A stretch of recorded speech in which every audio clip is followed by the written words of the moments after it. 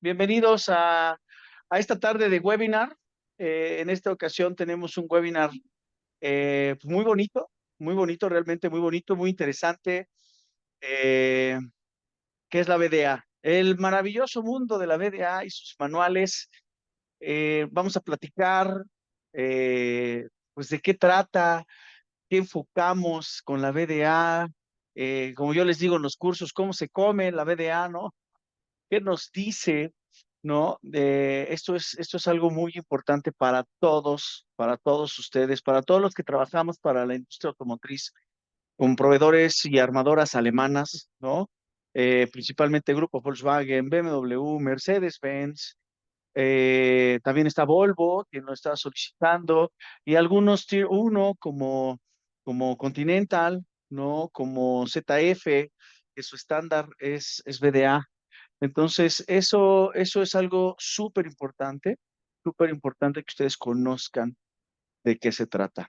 Y pues iniciamos, ¿no? Vamos a iniciar. Eh, Les voy a compartir mi pantalla. Lo que les voy a presentar es una guía prácticamente de lo que pues nosotros hemos estado desarrollando, ¿sí? Y hoy les voy a hablar, eh, no me gustaría empezar por mí, pero bueno, es parte de lo que vamos a platicar, ¿no? Sí es importante que les diga, el día de hoy me van a acompañar pues los expertos, los grandes expertos que trabajan aquí con nosotros, Q Experts, que está Miguel Pérez, que está Ana. Yo soy Germán Sánchez, ¿no? Y me gustaría rápido una introducción, este, así rapidísimo. Empezamos por Ana. Ana, ¿cómo estás? Buenas tardes, Hola, ¿no? ¿qué tal? ¿Cómo estamos? Buenas tardes a todos. Todo muy bien. Ya aquí listos para compartir la parte de BDA, ¿verdad? El mundo de BDA. Todo muy bien. Ok, Muchas gracias. súper Ana. Miguel, Muy buenas tardes a todos, muy bien, bienvenidos a todos, cada uno de ustedes a este nuevo webinar vamos a entregar todo un equipo de expertos con respecto ahora a los BDA, estos manuales que, como ya comentó Germán, es parte del sector alemán y más otras partes interesadas, y en el cual hoy en día, en conjunto con el sector americano, ya se complementan y poco a poco ya se van haciendo los nuevos manuales ya con estas dos versiones, como el caso de la MEF. Entonces, vamos a platicarlo. Me da un gusto que estén con nosotros. muy bien. ¿Y Jesús? Jesús, también por ahí andas con nosotros. Hola, ¿qué tal? Buenas tardes a todos. Pues sí, aquí saludándolos y bueno, pues encantado de poder aportar algo para que pues todos los presentes puedan llevarse algo que les pueda ser de utilidad en sus organizaciones dentro de este mundo del BDA, ¿no? Porque así como lo comentan, créanme que no nos quedamos cortos al decir que es un mundo de N cantidad de manuales, de estándares, de esta asociación de la industria alemana, ¿verdad? Entonces, bueno, pues bienvenidos y un gusto de estar por aquí. Súper, muy bien, mi querido Jesús, gracias. Pues bueno, nosotros cuatro vamos a estar el día de hoy aquí con ustedes, ¿no? Miguel les va a compartir experiencias y tips de la implementación del BDA2, el PPA, Ana de AMEF y Jesús también va a estar con nosotros en BDA 6.5, ¿no? De lo que es la auditoría del producto. Y bueno, pues sin más preámbulo, empezamos, ¿sí? Y empezamos con este siguiente slide. Ok. ¿Qué es la evolución de las normas? ¿De dónde viene el famoso BDA? Ok. ¿Cómo ha estado estructurado? Ustedes saben que la base a nivel mundial es ISO 9001. Y pues ahí han venido evolucionando hasta el 2016, que ya se empezó a estandarizar todo. Teníamos el sistema de ISO 9001, después estaba QS 9000, que ya termina en 2006, y también estaba el VDA 6.1, está el VDA 6.1, que es el sistema de gestión, ¿ok? Es el sistema de gestión. En México hay muy pocas empresas que utilizan VDA 6.1 como sistema de gestión, principalmente las armadoras son quien lo tienen, ¿no? Y ahorita ya empiezan a migrar a estar certificados en ISO 9001, algunas quieren estar certificadas en IATF, pero bueno, esto es parte de la evolución en cuanto a sistemas de gestión de calidad, ¿vale?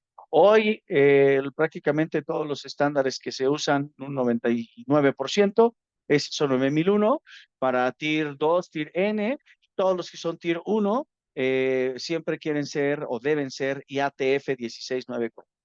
Insisto, BDA 6.1, muy pocos proveedores o muy pocas empresas en México lo tienen como un sistema de gestión de calidad. ¿Vale? Y también, bueno, parte de lo que nos falla en la implementación de la BDA es el entender cómo es la estructura de los requisitos. ¿Ok? Debemos de entender cuáles son estos requisitos legales y reglamentarios en los que estoy inmerso en la fabricación de mis productos. ¿Ok? Cuando tengo temas de seguridad del producto, tengo temas de responsabilidad civil, responsabilidad por productos defectuosos, temas de garantías, códigos de comercio, todos esos son los requisitos legales reglamentarios. Existen estándares internacionales como la ISO 9001, la ISO 14001. Ahorita tenemos ya muy en forma que está llegando esta oleada de normas a México. Está la ISO 50001, que es la gestión de energías, y una que seguramente muchos de ustedes han estado escuchando, que es la ISO 27001, que es el sistema de gestión de la seguridad de la información, que de ahí vamos a hablar después del famoso TISAX, ¿ok? ¿Cómo se comprende el TISAX? ¿Cómo nos ayuda TISAX en la gestión documental, en la gestión de la seguridad de la información? Todo eso son estándares internacionales, ¿ok? Después vienen los específicos de la industria, que es IATF, todo el mundo de los BDAs, el BDA1, el BDA2, el Field Failure Analysis, que es el FFA. Vienen todos estos requisitos de la industria, en este caso estamos hablando de la industria alemana. Y vienen los requisitos del cliente, ¿sí? Los requisitos específicos del cliente que los encontramos ligados y vinculados a la página de la IATF, ¿ok? Donde están los CSRs de las OEMs y en donde ahí vamos a poder comprender toda la vinculación de estos requisitos del cliente y los requisitos específicos del cliente, ¿ok? Entonces, todos los requisitos específicos del cliente son los que vienen vinculados a las cláusulas de IATF. Y los requisitos del cliente pues son ya, pues le quisiera llamar yo las solicitudes del cliente ya en específico que nos están exigiendo a nosotros como proveedores, ¿sí? Y después están los requisitos internos de la organización. Tienen ustedes que mapear cómo están toda la estructura de requisitos, ¿sí? Y aquí vamos a empezar con algunos tips, ¿sale? Todas las preguntas que ustedes tengan, todas las preguntas, láncelas al chat, ahí escríbanlo, todas las preguntas que ustedes nos manden. Al final vamos a dar respuesta a todas y cada una de sus preguntas, ¿sí? Eh, una vez que ya entendimos los requisitos, tenemos que entender la columna vertebral de nuestro sistema de gestión de calidad, hablando en el tema de la BDA, ¿sí? Y aquí está una equivalencia, un slide donde están las equivalencias, porque todos conocemos al IAG, ¿ok? Entonces, tenemos que el APQP, ¿sí? En su tercera edición del 2024, ¿sí? Es exactamente lo mismo, su homólogo, ¿no? Del BDA MLA versión 2022, que es el Maturity Level Assurance o RGA por sus iniciales en alemán. Tenemos lo que es el AMEF de la IAG, tenemos el BDA 4, sección 2, hay 4 manuales de la BDA, sección 1, sección 2, sección 3 y sección 4. La sección 2 nos habla específicamente de la gestión de riesgos. Y en medio, pues aquí ustedes van a poder ver que en medio está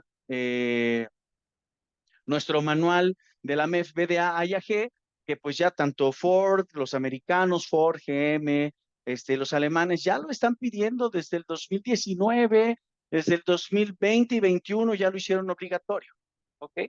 Tenemos también el BDA 5, ¿sí? Del 2020, que es el equivalente al MSA cuarta edición. Tenemos el VDA 4 sección 3, que nos da todos los parámetros para el control estadístico de los procesos, ¿sí? El VDA 4 sección 3 y es equivalente al SPC segunda edición, ¿sí? Y tenemos el VDA 2 con fecha de actualización del 2020 y tenemos, para los alemanes es el PPA, ¿sí? Y tenemos el PIPAP en la IAG con edición 2016. Hay una nota muy importante acá, ¿cuál? Que la VDA tiene sus manuales más actualizados, ¿ok? La mayoría de los manuales están muy actualizados, ¿sí? Entonces, pues es importante que ustedes tomen en cuenta todas estas actualizaciones que nos está poniendo la VDA. Finalmente, fíjense, como tal, los alemanes no tienen el plan de control como una core tool, ¿ok? Lo que la VDA tiene como una core tool es este manual que está buenísimo, que es la descripción y la definición de las características especiales, ¿sí? ¿Cómo definimos las características especiales? El plan de control no lo toman en cuenta porque el plan de control ya está en el anexo A de IATF, ¿sí?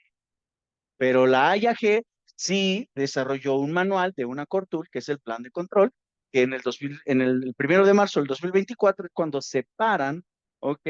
El APQP y el plan de control, ¿sí? Esto es lo que nosotros vamos teniendo acá. Ahora, todo esto, como les decía, es la columna vertebral. ¿Por qué? Porque también nacen los manuales del BDA 6 asterisco, ¿no? En donde, fíjense, aquí tenemos todo lo que es sistema, que es el BDA 6.1, 6.2 y 6.4. Auditoría del sistema de gestión de calidad en producción, como ya les había dicho, el 6.1.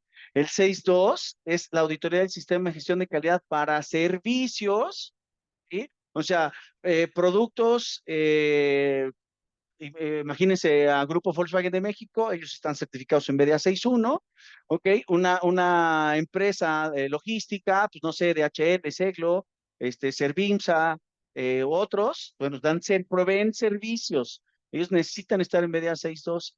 Y tenemos la auditoría del sistema de gestión de calidad para la fabricación de equipos, maquinaria, moldes.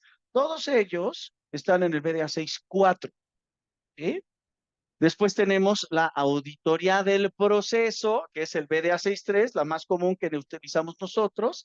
Está en proceso de desarrollo el BDA 6.6, que es la auditoría del proceso para servicios. Antes, en el BDA 6.3, teníamos la auditoría del proceso y la auditoría del proceso de servicios. A raíz del 2023 se dividen y se hacen dos manuales, el 6.3 y el 6.6. El 6.6 no lo han lanzado. Debería de estar lanzándose a finales de este año. Tenemos BDA 6.7, que es la auditoría para procesos de fabricación, ¿ok? Entonces, aquí nosotros estamos viendo que tenemos un vínculo especial entre estos estándares, ¿ok? Tenemos ahorita tenemos el BDA 6.5, que es la auditoría del producto, y por ahí hay un BDA que muchos no conocemos, que es el BDA 16, que nos da las pautas para que nosotros podamos tener toda una infraestructura correcta y una metodología correcta para realizar esta auditoría, ¿sí? Y en diciembre, si mal no recuerdo, en diciembre del 2024 lanzaron BDA 6.8. BDA 6.8 es la auditoría del proceso logístico, ¿ok? La auditoría del proceso logístico es muy similar al MMOG de la IAG, comprende todas las preguntas del MMOG, ¿sí? Bueno, ¿qué más tenemos? Pues empezamos acá con lo que es el BDA 6.3. Digo, no es el entrenamiento, tomé el slide para que ustedes relacionen las imágenes y qué es lo que les damos en el curso, ¿ok? Pero esto es el BDA 6.3 y lo que nosotros les damos en esta aplicación y comprensión, en este entrenamiento, ¿vale? Y tengo aquí los slides más importantes, que lo primero que tenemos que conocer para poder realizar una muy buena auditoría de BDA 6.3 es dominar el diagrama de tortuga, la gestión de riesgos, ¿ok? Que sepas leer cómo se estructura tu diagrama de tortuga, ¿ok? Otro tema importantísimo que debemos de conocer es cuáles son nuestras entradas y cuáles son nuestras salidas para poderlas definir en nuestro diagrama de flujo. Si no tenemos una correcta gestión del riesgo, vamos a fracasar, ¿sí? La otra son los enfoques de la auditoría. No puede existir una BDA 63, una auditoría de proceso, sin que hagamos nosotros una auditoría de producto de BDA 65. No puede existir, porque estás evaluando la madurez de tu proceso y la salida de tu proceso te da un producto, ¿sí? Y también te tienes que apegar al sistema, en este caso podría ser IATF o BDA 61, ¿ok? Que es lo que te va a dar todas las pautas de la gestión. Entonces, es una visión integral cuando realizamos una auditoría de BDA 63, en donde estamos enfocados en el proceso, pero tenemos que ver cómo funciona el sistema, tenemos que comprobar cómo está nuestro producto, ¿ok? Entender el mapa de procesos, tener nuestros KPIs de eficacia y eficiencia, siempre estar muy bien relacionados con nuestro sistema de gestión de calidad. Eso es algo sumamente importante para la BDA 63. Importantísimo. Toda la vida, desde que nació la BDA 63, ha estado dividido en dos segmentos, dos grandes segmentos, ¿ok? Que son cómo están divididos los P de procesos. Vamos a tener siempre el análisis potencial, que es el P1, que es un compendio de preguntas, ¿ok? Sacan las preguntas de P2, P3, P4, P5, P6 y P7, las más importantes, y haces una evaluación, ¿ok? Esto es para proveedores que no conoces, que tienen una nueva ubicación de planta, una tecnología de escopo. Pero es importante que ustedes conozcan que P2, P3, P4 es la gestión del proyecto, ¿sí? P2 es la gestión del proyecto, es qué me estoy imaginando. P3, todo eso que me imaginé, lo aterrizo en un papel como una planificación. Y el P4 ya es la ejecución del proyecto, ¿sí? Para que después llegue yo a la serie y pueda evaluar P5, P6 y P7, que es la gestión de proveedores, el análisis del proceso de producción en cada etapa, ¿ok? Y el P7, que es la atención, servicio y satisfacción del cliente, ¿sí? Aquí les estoy poniendo el diagrama para que sepan cuándo entra qué evaluación de qué proceso, ¿sí? Y aquí abajo está, pues obviamente vinculado con la gestión de proyectos. Y aquí viene un tip en la gestión de proyectos, ¿sí? Es un tip en la gestión de proyectos, ¿ok? Les voy a mencionar en el siguiente slide. Así es como estamos estructurados ahora en la BDA 63-2023. El análisis potencial, ¿ok? ¿Cuántas preguntas tenemos en la parte de proyectos? Tenemos 11 preguntas. De estas 11, 6 son de asterisco, que implican un riesgo importante en el proceso, ¿sí? Y tenemos para la gestión en serie, tenemos 24 preguntas y 11 son de asterisco, ¿sale? Como les decía, la fase de proyectos P2, P3, P4, tenemos 21 preguntas y 6 son de asterisco. Y en la producción en serie son 38 preguntas y 12 son de asterisco, ¿ok? Esto es muy importante que ustedes lo conozcan, ¿sí? Antes evaluábamos una sección de transporte y manejo de las piezas. Eso ya lo quitaron porque ya sacaron el BDA 68, ¿sí? Ya es algo más específico, ¿ok? Y esto es lo que yo les quiero decir. Miren, la BDA, cuando nos explica cómo tenemos que implementar esta columna vertebral que son las core tools, fíjense el gran detalle que nos pone con qué core tool empezar, ¿ok? Con la core tool del PIPAP, ¿sí? El PPA. Todo mundo entendemos que el PPA viene al final, pero la BDA te dice, a ver, debes de tener una planeación, está dando las respuestas del examen, debes de tener una planeación e iniciar conociendo todos los entregables de tu PPA. ¿Cuáles son todos los entregables? ¿Sí? Normalmente el manual te dice que son 23 entregables, ¿sí? Pero esos 23, pues ya te empiezan a poner otro y otro y otro y otro, y de repente son 28, y después cuando ya lo sumas, por ejemplo, cuando tú le entregas para Mercedes-Benz, pues vienen siendo cerca de 53 entregables, ¿ok? Entonces, esto es una parte clave de la implementación de la BDA, que es lo que luego no nos dice, ¿vale? Tenemos que empezar por la planeación, ¿ok? Que es el PPA, el BDA 2. Y para eso, pues bueno, ahorita le cedo los micrófonos a Miguel para que nos hable del BDA 2. ¿Sale? Gracias, Germán. Muy buenas tardes a todos. Bueno, vamos a hablar de este manual del BDA2, que es el de aseguramiento de la calidad de los suministros, conocidos como el PPA. En todos los procesos de producción o en toda la fabricación de los vehículos, necesitamos una liberación o aprobación de partes componentes. Hoy en día, todos los vehículos, desde los motor a gasolina, diésel, eléctricos, híbridos, hoy en día ya tenemos muchas piezas individuales, componentes, subensambles, materiales y ahora hasta software, ¿sí? Arneses, por un ejemplo. Entonces, todos estos componentes materiales que integran un vehículo, en el caso de los alemanes, se rigen por el manual BDA2, que en este caso estamos en su sexta edición de abril 2020, ¿sí?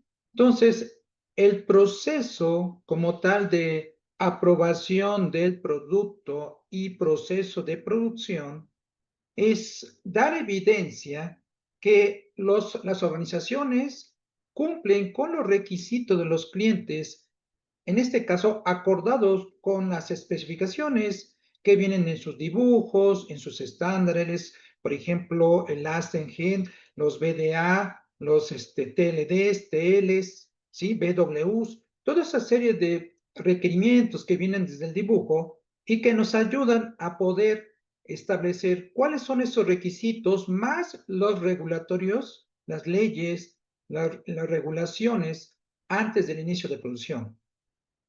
Esa liberación va a asegurar que el proveedor o la organización es, en este caso, efectivo y eficaz para fabricar productos que cumplan los requisitos del cliente.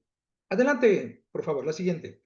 Ahí en el siguiente slide, el que estamos mostrando, ese es el ciclo en el cual tenemos la liberación como tal de los procesos de producción y del producto de parte del proveedor el que nos surte los materiales, los componentes, así como el propio proceso de planeación de la liberación del producto y el proceso de producción de la organización, que es el que está en medio, y entregables hacia el cliente, cumpliendo sus requisitos, cumpliendo con la documentación y con las pruebas.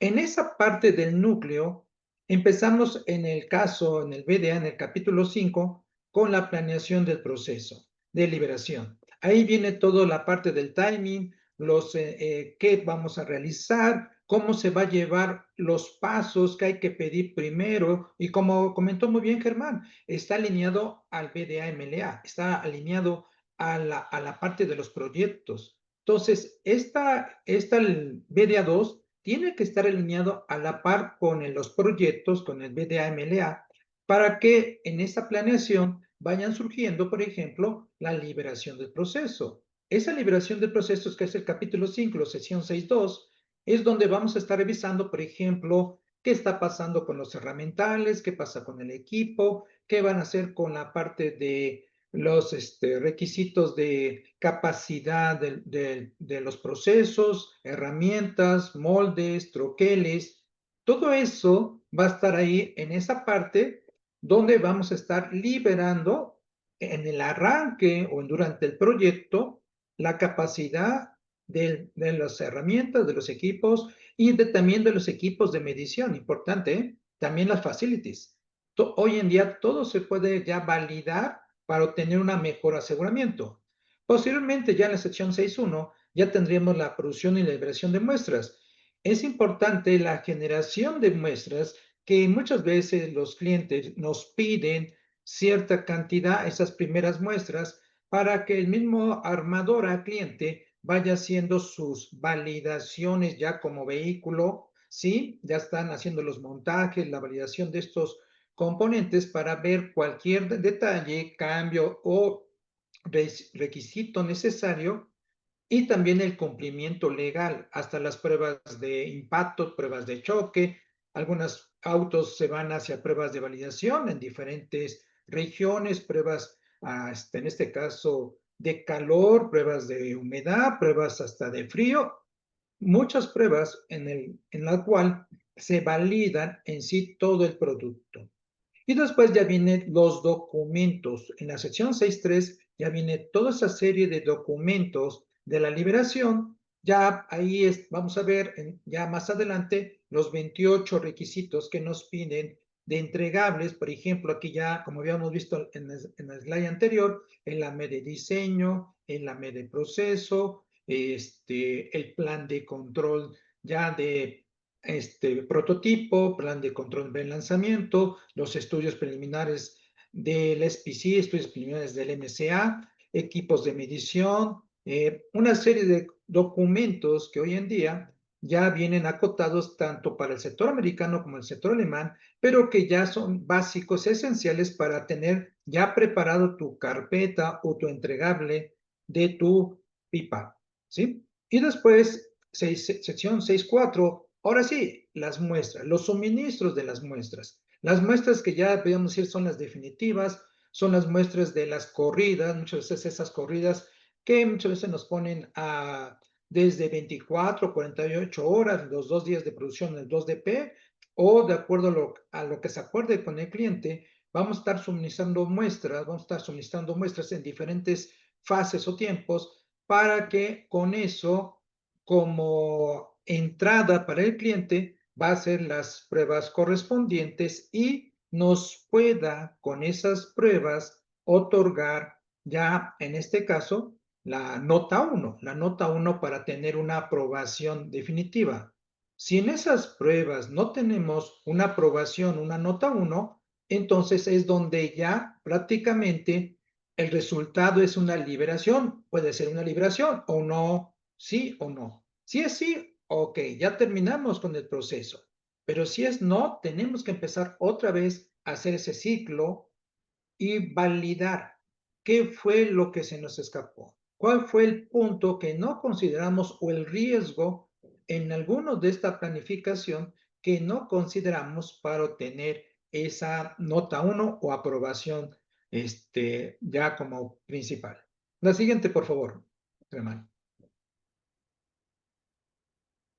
Y en este slide ya podemos ver la parte como la organización en medio, como un Tier 1 o Tier 2, está relacionado con el cliente en la parte de las armadoras o Tier 1 o Tier N y con sus proveedores, que son los Tier Ns, ¿sí? Entonces, en la primera parte, ahí podemos ver la relación proveedor, organización, cliente, y muchas veces entre estos tres partes interesadas, cliente, proveedor, organización, acuérdense que muchos de los requisitos de los clientes se tienen que trasladar a los requisitos a los proveedores, ya sea requerimiento de una forma en nuestro manual de proveedores normalmente, o los requerimientos específicos del cliente, en este caso, los Form Q, los requerimientos de BDA 6.3 que estuvo platicando Germán, BDA 6.5, o requerimientos de seguridad del producto. Todo eso se tiene que acordar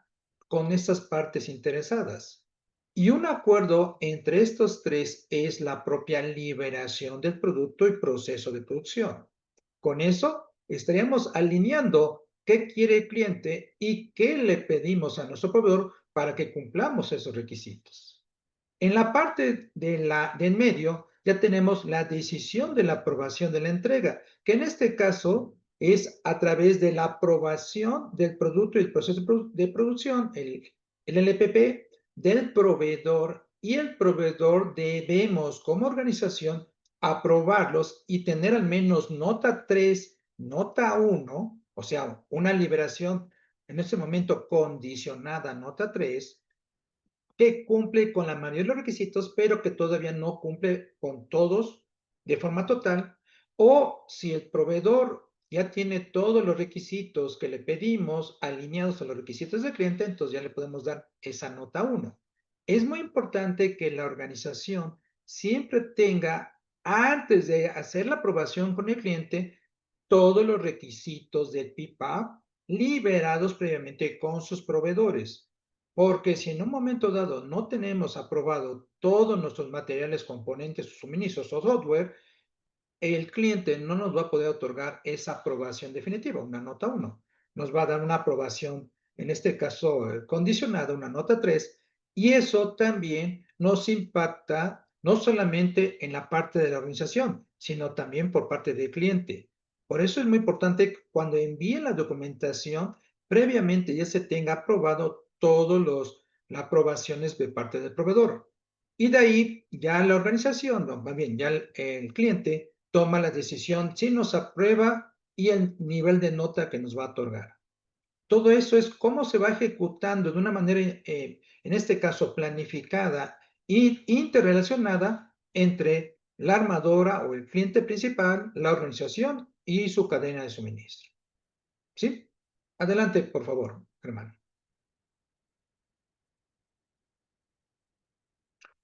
Ahora, la parte interesante, como en este caso el cubo de Rubik, ¿cómo hago para que todo esto sea bien llevado a cabo? En este caso, ¿cómo está planificado? En el caso del manual del BDA2, tiene acuerdos sobre el procedimiento de la liberación del producto y proceso de producción.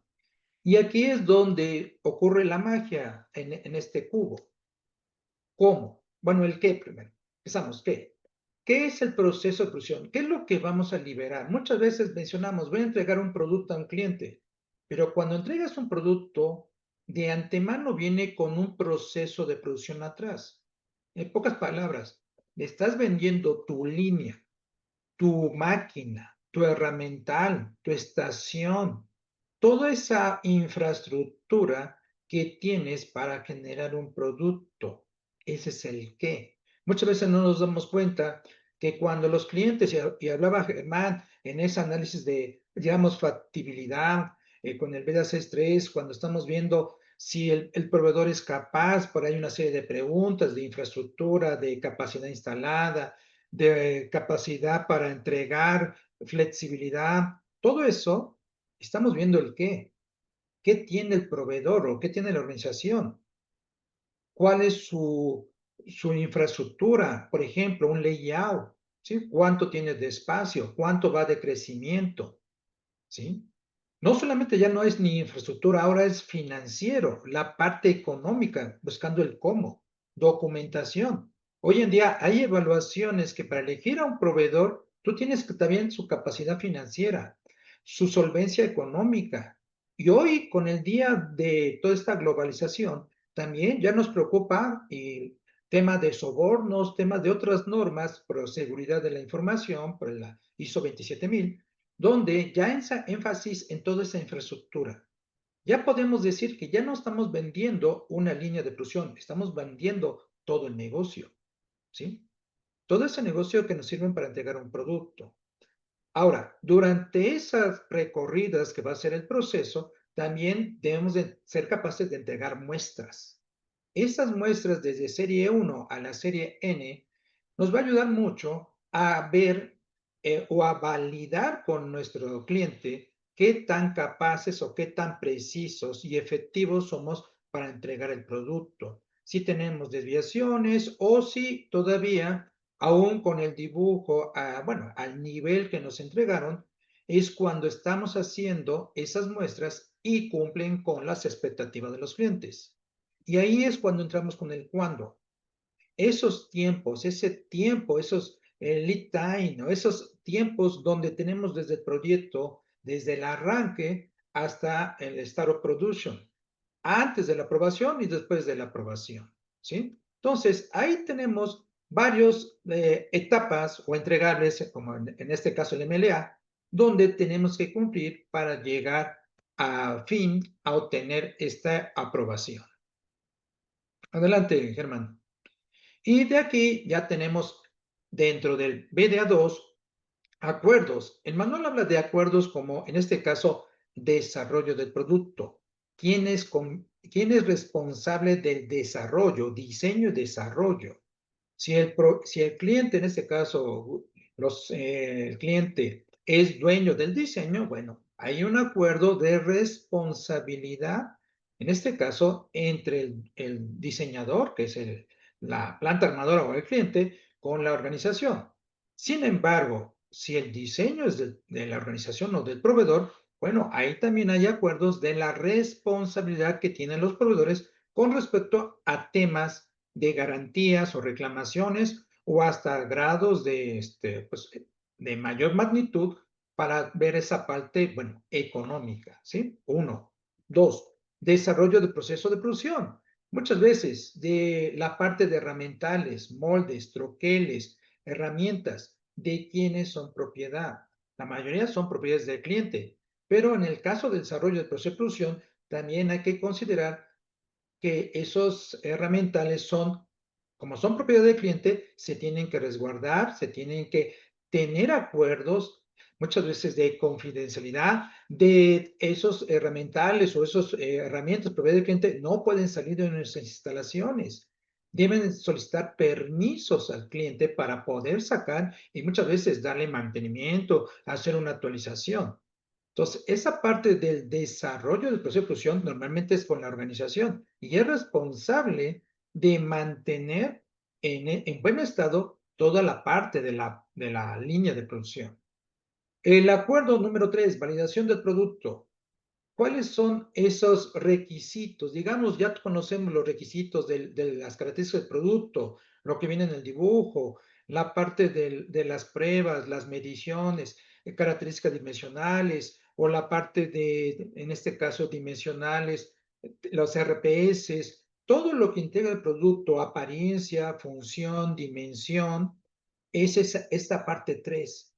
Todo eso debe estar muy bien alineado a lo que el cliente para él es crítico o especial o hasta de seguridad. Y a través de eso, ya en el 4, validación del proceso de producción, vamos a hacer esas corridas, precorridas y corridas al final con el cliente para tener la generación de datos, de información y validar a través de los entregables que van a ser estudios de capacidad, estudios de análisis del sistema de medición, el rate, los volúmenes, siempre estando cumpliendo con el volumen, calidad, entrega, para que si somos capaces de entregar el producto de acuerdo a los requisitos, como viene en el dibujo, requisitos específicos del cliente, a la demanda del cliente, entonces ya llegamos a la parte de entregables generales, ¿sí? Ahora, si nuestro producto lleva software integrado o lleva ya componentes que lleven un software, ahí ya hay otro entregable nuevo que ya es entregables del software, donde se requiere ya un análisis de riesgos para no manipulación de ese software o que no se altere el software para ciertos productos o componentes y que ponga en riesgo en un vehículo la seguridad del producto, al usuario final o la función de ese vehículo. Entonces, ahora ya no solamente es un entregable a nivel de producto-proceso, sino ahora de hasta un bien a veces intangible, pero que viene integrado como el software. Adelante, por favor, Germán. Y en la Incluso, siguiente, Miguel, adelante. ahí quiero hacer un aporte. Ya hay un manual también de VDA para el software. ¿Ok? Hay un manual específico para todas las guías de lo que tienen que conocer para poder cumplir este requisito, ¿no? Ok, muy bien, Así Miguel, es, Germán, adelante. gracias. Y ya por último, equipo, para terminar con este manual del VDA 2, pues es la parte comparativa donde traemos de los entregables del VDA 2 con los entregables del, digamos, manual IAG, ¿sí? En este caso, conocemos que en el manual del IAG son 18 entregables. Ahí lo pueden ver en la columna extrema derecha, donde tenemos pipa IAG, 18 entregables. Sin embargo, como platicaba Germán hace un rato, en el BD2 tenemos 28 entregables, de los cuales los que están en color verde no están alineados al manual del IAG. por ejemplo, un informe de prueba de software, lo que platicaba Germán, que ya hay un nuevo requerimiento o un manual específico donde en este caso el sector alemán pide validaciones, pruebas, pero a nivel de software. Eso todavía no lo tenemos con el IAG. La parte de control de características especiales, lo que vimos en la diferencia de un manual que aporta mucho al plan de control, ese manual de control de características especiales, y ahora nos pide un análisis, como análisis de riesgo de esas características especiales del producto, ¿sí? Y también tenemos autoevaluaciones del BDA2. Algo similar con lo que hizo el APQP tercera edición, con agregar unos tipo de análisis de riesgos de ciertas herramientas. En el caso de BDA2, también tiene su propia autoevaluación, donde va a haber varios checklists, donde vamos a analizar pues, el nivel de madurez del producto, el nivel de madurez del proceso y varios análisis que sirven para tomar mejores decisiones para asignación de proyectos o nuevos negocios. Otro requisito que es, en este caso, USE 9, historial de la parte, el PAR History. Este es un documento muy importante para conocer pues, los cambios desde el arranque del proyecto, esos cambios desde el proyecto, después ya que fue producción en serie, y toda su historia hasta el momento dado de llegar a partes de servicio o muchas veces productos carryover, que son productos que se van a otros modelos similares, pero que siguen en ese pues, desarrollo de esas mismas características, ese mismo producto. Eso tampoco lo tenemos con el PIPAP IAG. Por ejemplo, temas de empaque, embalaje, etiquetado, que es otro documento, aunque sí lo tenemos de forma implícita en el PIPAP, en este caso IAG, pero como norma de empaque. Pero aquí ya hay toda una serie de documentos donde ya existe una norma de embalaje, de acomodo, etiquetado, qué tipo de etiqueta, mucha pues, información que requiere, en este caso, los alemanes para su requisito 20. En el caso del 21, la parte de listar todos los subcontratistas contratados para partes y procesos. Esto es algo importante, ¿eh? Podemos decir que BDA ya llega hasta el punto de proveedores de servicios, cosa que en el PIPAP americano no llegamos hasta ese nivel. Aquí, por ejemplo, algo que ya viene en el IAG y que ya hace mucho énfasis es, y en IATF, laboratorios. Laboratorios es un subcontratista, puede ser un proveedor que impacta en la calibración, en la verificación, en las pruebas. Proveedores en este caso, de integradores o algunos otros proveedores que nos den un servicio como recubrimientos. Entonces, el requisito 21 es, digamos, de los mejores que he visto en este BDA2. Y después viene uno especial para la aprobación de sistemas de recubrimiento. Fíjense cómo aquí podemos decir que en el caso de BDA2 requiere en particularidad cómo va la aprobación de partes de apariencia. Pero en recubrimientos puede ser por coating, puede ser por plating, recubrimientos de metales, recubrimientos de plásticos, la parte si es un platinado, un cromo o si es un recubrimiento como spray. Pero ya es una aprobación muy especial que requiere su propia documentación. Eso no lo vemos en el PIPAP americano, ¿sí? Y bueno, también tenemos ahí otros documentos que van alineados, por ejemplo, el requisito 23 de informes de autoevaluación, como puede ser lo que comentaba en este caso Germán, tener la parte de los BDA, tener la parte del BDA 6.5, seguridad del producto. Esos se van integrando como si fueran los EQIs para los americanos, requisitos, evaluaciones especiales, documentos de laboratorio, calificación, registros, la parte de aprobación como una ISO 17025, ¿sí? La parte de si están, digamos, acreditados por la entidad nacional, la EMA en México, por un ejemplo, ¿sí? Y ya de los últimos, ya sería la parte de muestras, es parte similar con los americanos, pero ya los que son adicionales, pues ya sería la aprobación de estudios de viabilidad o factibilidad, como lo manejamos en el APQP americano, la verificación de material a granel, que es muy importante, que muchas veces en el PPAP americano solamente se queda muchas veces por requisito del cliente, y requisitos contratados adicionales relacionados con la calidad de la ubicación, por ejemplo, secuenciados, ¿sí?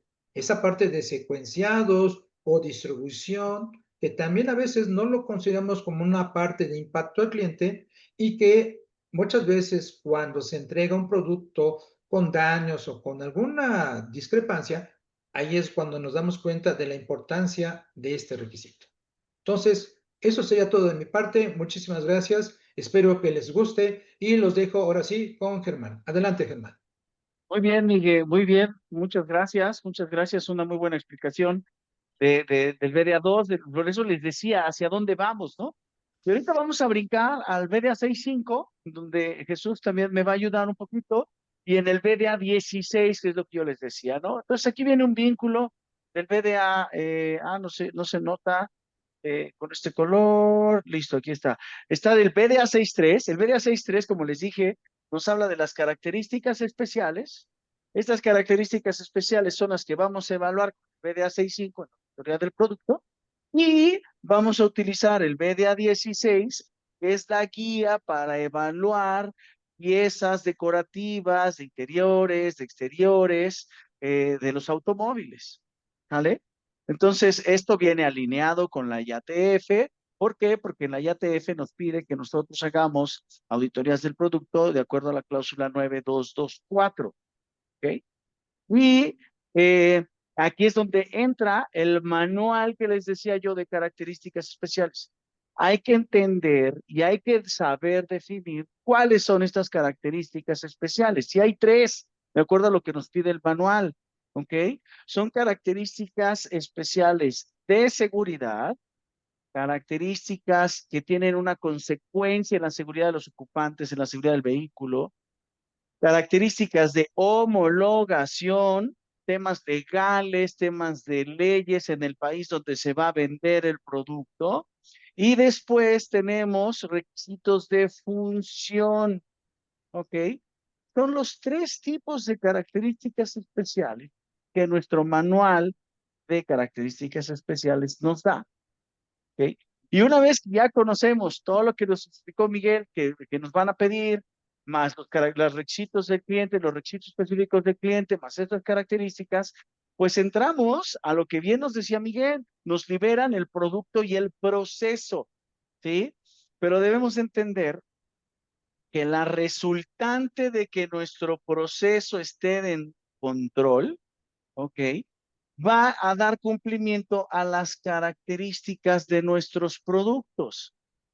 En un proceso de inyección, si yo quiero que la pieza tenga el peso correcto, pues yo tengo que controlar parámetros de mi máquina. ¿Ok? Si yo quiero que una pieza tenga un acabado, tengo yo que asegurar mi proceso de la mano de obra, si es un proceso de ensamble o tema manual. Entonces, todos estos procesos, ¿ok? Los tenemos que controlar y hay características de proceso, ¿sí? Que esas características de proceso, que las podemos definir como características críticas, características especiales de proceso, cuando necesitan un cuidado especial, a eso se refiere la diferencia de una característica normal y una característica especial, que necesitan un cuidado especial, ¿ok? Esas características nos van a dar como resultado el cumplimiento de nuestras características de producto, ¿ok? Eso es lo que nosotros tenemos que asegurar, ¿sí? Y Jesús, te mando los micrófonos, mi Jesús, para que veamos lo que es la auditoría del producto y algunos tips importantísimos para todos los seguidores que tenemos ahorita. Muy bien, gracias. Gracias, Germán. Nuevamente, buenas tardes. Y efectivamente, como lo comenta Germán, aquí entra nuestro manual BDA 6.5, Auditoría de Producto. Y como ya lo comentó Germán, yo creo que dos aspectos importantes a considerar. Uno es que es un requisito propiamente de la industria automotriz. Como proveedores de la industria automotriz tenemos la obligación de realizar auditorías de producto, ¿verdad? Para asegurar la conformidad de los requisitos del producto, ¿verdad? En el requisito que marca Germán, el 9924, es el requisito que nos habla de la obligación que tenemos como fabricantes de componentes automotrices de desarrollar esas auditorías de producto. Además de utilizar el enfoque que el cliente requiere, ¿verdad? Ahí entran los requisitos específicos del cliente. Además de hacer esta auditoría en las etapas apropiadas de producción.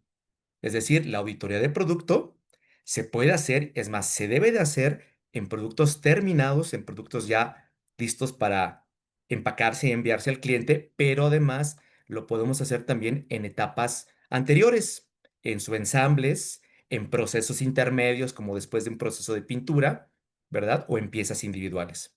Entonces tenemos esos ingredientes que me parece que lo hacen interesante, ¿no? Por un lado, el cumplimiento de la norma, por otro lado, el cubrir y cumplir con los requisitos específicos del cliente. Entonces, aunado a lo que comenta Germán de esta necesidad y esta obligación que tenemos de asegurar la conformidad del producto, también la auditoría de producto es una herramienta para valorar el nivel de calidad que tenemos. ¿Verdad?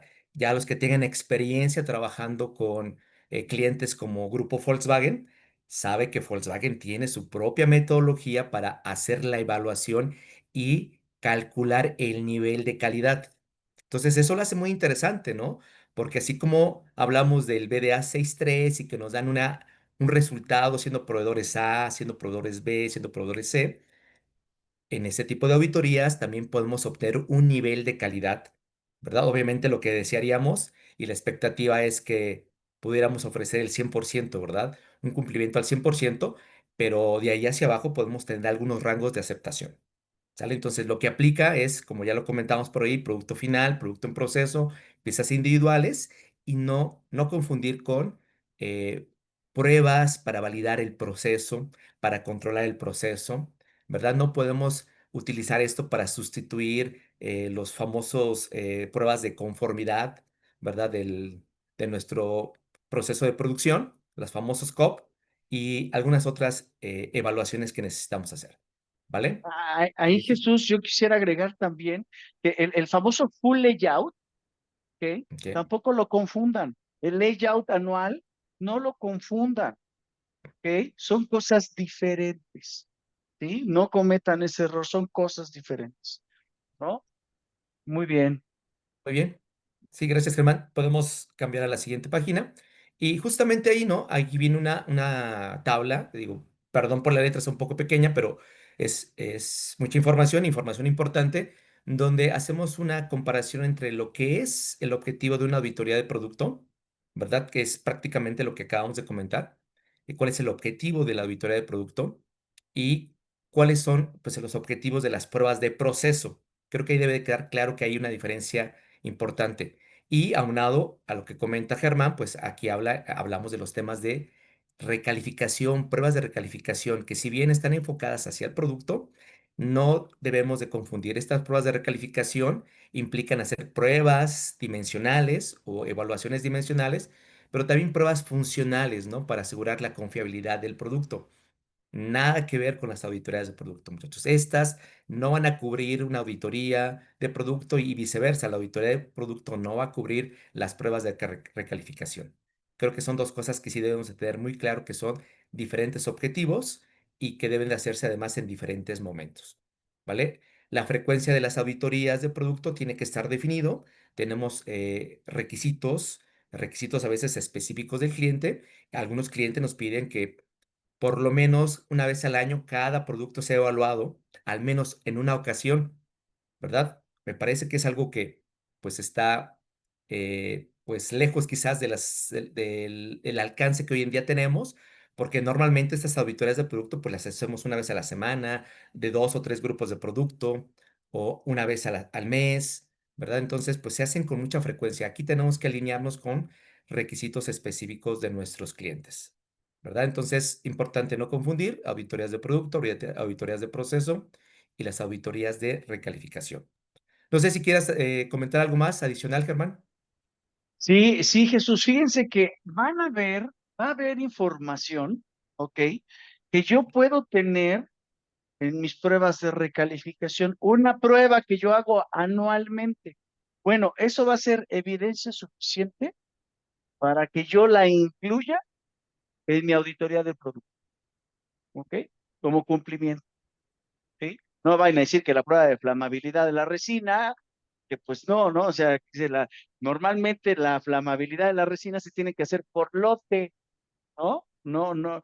Entonces, eso no podría ser, ¿no? Pero una prueba de recalificación, a lo mejor una prueba no sé, de airbag, de una prueba de crash, que la tienes que hacer cada año. Bueno, eso lo incluyo y digo, ¿sabes qué? Pues en este 2025 sí estoy cubriendo y sí estoy cumpliendo los requisitos. ¿Van a haber pruebas de proceso que van a ser parte de la auditoría? Sí, como evidencia de cumplimiento, los SPCs, ¿ok? Mi proceso es estable, sí estoy cumpliendo. Entonces yo ya demuestro, ¿ok? Que mi proceso sí cumple estas características del producto, tiene requisitos, ¿ok? ¿Sí me explico? Pero nunca una auditoría del producto va a sustituir pruebas de proceso y pruebas de calificación. He escuchado en algunos procesos de consultoría en donde dicen, ¿sabes qué? ¿Hay bronca? Hay que hacer una auditoría de producto en cada turno.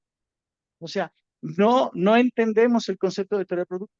O sea, una auditoría del producto no sustituye un control del proceso. Lo que tú estás buscando es un control del proceso. Asegurar que todas las características que me reclamaron, por lo que me están subiendo ahorita en QGEL, eso es control del proceso. No es una auditoría del producto. ¿Vale? Eso es algo bien importante que ustedes deben de tener. Una auditoría del producto jamás va a sustituir pruebas de proceso o pruebas de recalificación. ¿Vale? ¿Vale? Muy bien. Después tenemos acá los elementos clave para la evaluación. ¿Vale? Estos elementos clave, eh, dale, dale Jesús, ya estaba yo emocionando. Ok, ok. Bueno, muy bien. Bueno, y lo comentaba justamente Germán, aquí vamos a ver algunos elementos claves para la evaluación y nos vamos a apoyar. Creo que un buen manual, francamente un buen manual es el BDA 16 que habla sobre los criterios de aceptación para componentes de vista, ¿verdad? Ya sean interiores y exteriores. Sin embargo, el manual realmente creo que nos puede aportar mucho para definir justamente cómo llevar a cabo estas auditorías de producto, ¿no? Como se ve en la imagen, ¿no? Y es desde el tipo de luz, la cantidad de luz, la altura que tenemos de la luz hacia las partes físicas, ve el ángulo con el que se van a revisar las piezas, la distancia entre la pieza y el evaluador. Todos esos detalles, muchachos, que pues a simple vista no son importantes, en el BDA se estandarizan y se habla de inclusive de cuánto tiempo, cuántos segundos, dependiendo de los decímetros cuadrados que tengamos, que vamos a evaluar, le debemos dedicar para hacer la evaluación. Yo creo que todos Eso es sabemos que no es lo importantísimo, mismo. Jesús. Eso, Ujú, perdón que te interrumpa, pero esto es adelante. importantísimo. No hay otro manual en el mundo mundial de la industria automotriz que nos defina el tiempo de observación. ¿Sale? Y esto lo podemos utilizar hasta para el diseño del proceso, lo que nos hablaba Miguel en el BDA2, ¿ok? Ya desarrollé el proceso, tengo una estación final, ¿cuál va a ser el tiempo de inspección de mi operador? Entonces yo tengo que hacer el cálculo con ingeniería de mi área proyectada. El área proyectada es el área que yo voy a observar, ¿ok? No es lo mismo que yo pueda observar un panel de puerta a una fascia, ¿sí? A un tablero, a un volante, a un logo. Entonces, todo tiene un tiempo de observación, ¿sí? Entonces, ojo, estas son guías, ¿sí? No quiere decir que si matemáticamente te da 6 segundos, entonces a rajatabla todo mundo tiene que cumplir 6 segundos, ¿sí? Aguas con eso. Es una guía. Va a depender, como perfectamente lo está mencionando Jesús, del tipo de iluminación que tengas, del ángulo. Me he encontrado estaciones de auditoría en donde tienen 1600 luxes. No puedes realizar una auditoría. ¿Por qué? Pues porque el cliente tiene su especificación, te dice que lo máximo y el manual también lo tiene. Y cuando algún cliente les diga, yo quiero 1600 luxes, te lo van a tener que poner por escrito, ¿sí? Pero el manual te dice de 800 a 1200. Digo, estos son los tips para que tanto los proveedores como las armadoras, pues pidamos lo que debe de ser, ¿sí? Normalmente todas las estaciones tienen 1000 luxes, ¿ok? La textura del área donde voy a evaluar, dependiendo si es fondo negro, si vamos a evaluar distorsión con rayas, ¿ok? Normalmente utilizamos este gris claro con el RAL 7035. El RAL es el código de color. Condiciones ambientales, claro que sí podemos hacer evaluaciones con luz natural, lo podemos hacer en el patio, en el jardín, en la banqueta, donde quieran, siempre y cuando lo podamos evaluar de 10 a 2 de la tarde con dirección al norte, con los dispositivos adecuados. ¿Sale? Esto es sumamente importante. Y tenemos que hacer también la evaluación de la armonía, ¿sí? Y esto es lo que hacen las armadoras. Y las armadoras van a decir, ah, ok, yo voy a ver la armonía que tengo adentro del vehículo, en donde yo evalúo un tablero, los paneles de puerta, la consola, y entonces veo la armonía de todas las piezas de diferentes proveedores de un mismo color, ¿vale? Esto es sumamente importante. Y aquí en este manual, cuando ustedes lo compran, hay un descargable que son los estudios de MSA. ¿Ok? Te da tu estudio de MSA. Te pone un manual, te da la guía de cómo tienes que hacer el MSA. ¿Ok? Este, para los operadores. Y principalmente te lo pone para los operadores. ¿Sale? Eh, ¿Algo que quieras sumar acá, Jesús? No, no, básicamente eso, a mí me llama la atención. Créame que este manual es de mucha utilidad para homologarnos con los clientes, con los proveedores, los métodos de medición, de evaluación de estas características de apariencia, digo, hablando particularmente de características de apariencia, e inclusive hasta el tipo de ropa, el color de ropa que deben de tener los evaluadores, se mete hasta en esos detalles, ¿no? Entonces, bien lo comenta Germán, son guías, no hay que tomarlo como un debe, sino como guías para auxiliarnos a homologar los métodos de medición de evaluación, ¿no? Justamente hablando del tipo de auditorías, las auditorías de producto, creo que es una muy buena herramienta para utilizar en ese tipo de evaluaciones. ¿Vale? Básicamente es todo de mi parte, Germán. No sé si quieres agregar algo más. No, nada más. Ya vamos en la recta final. Vamos, mandamos micrófonos con Ani.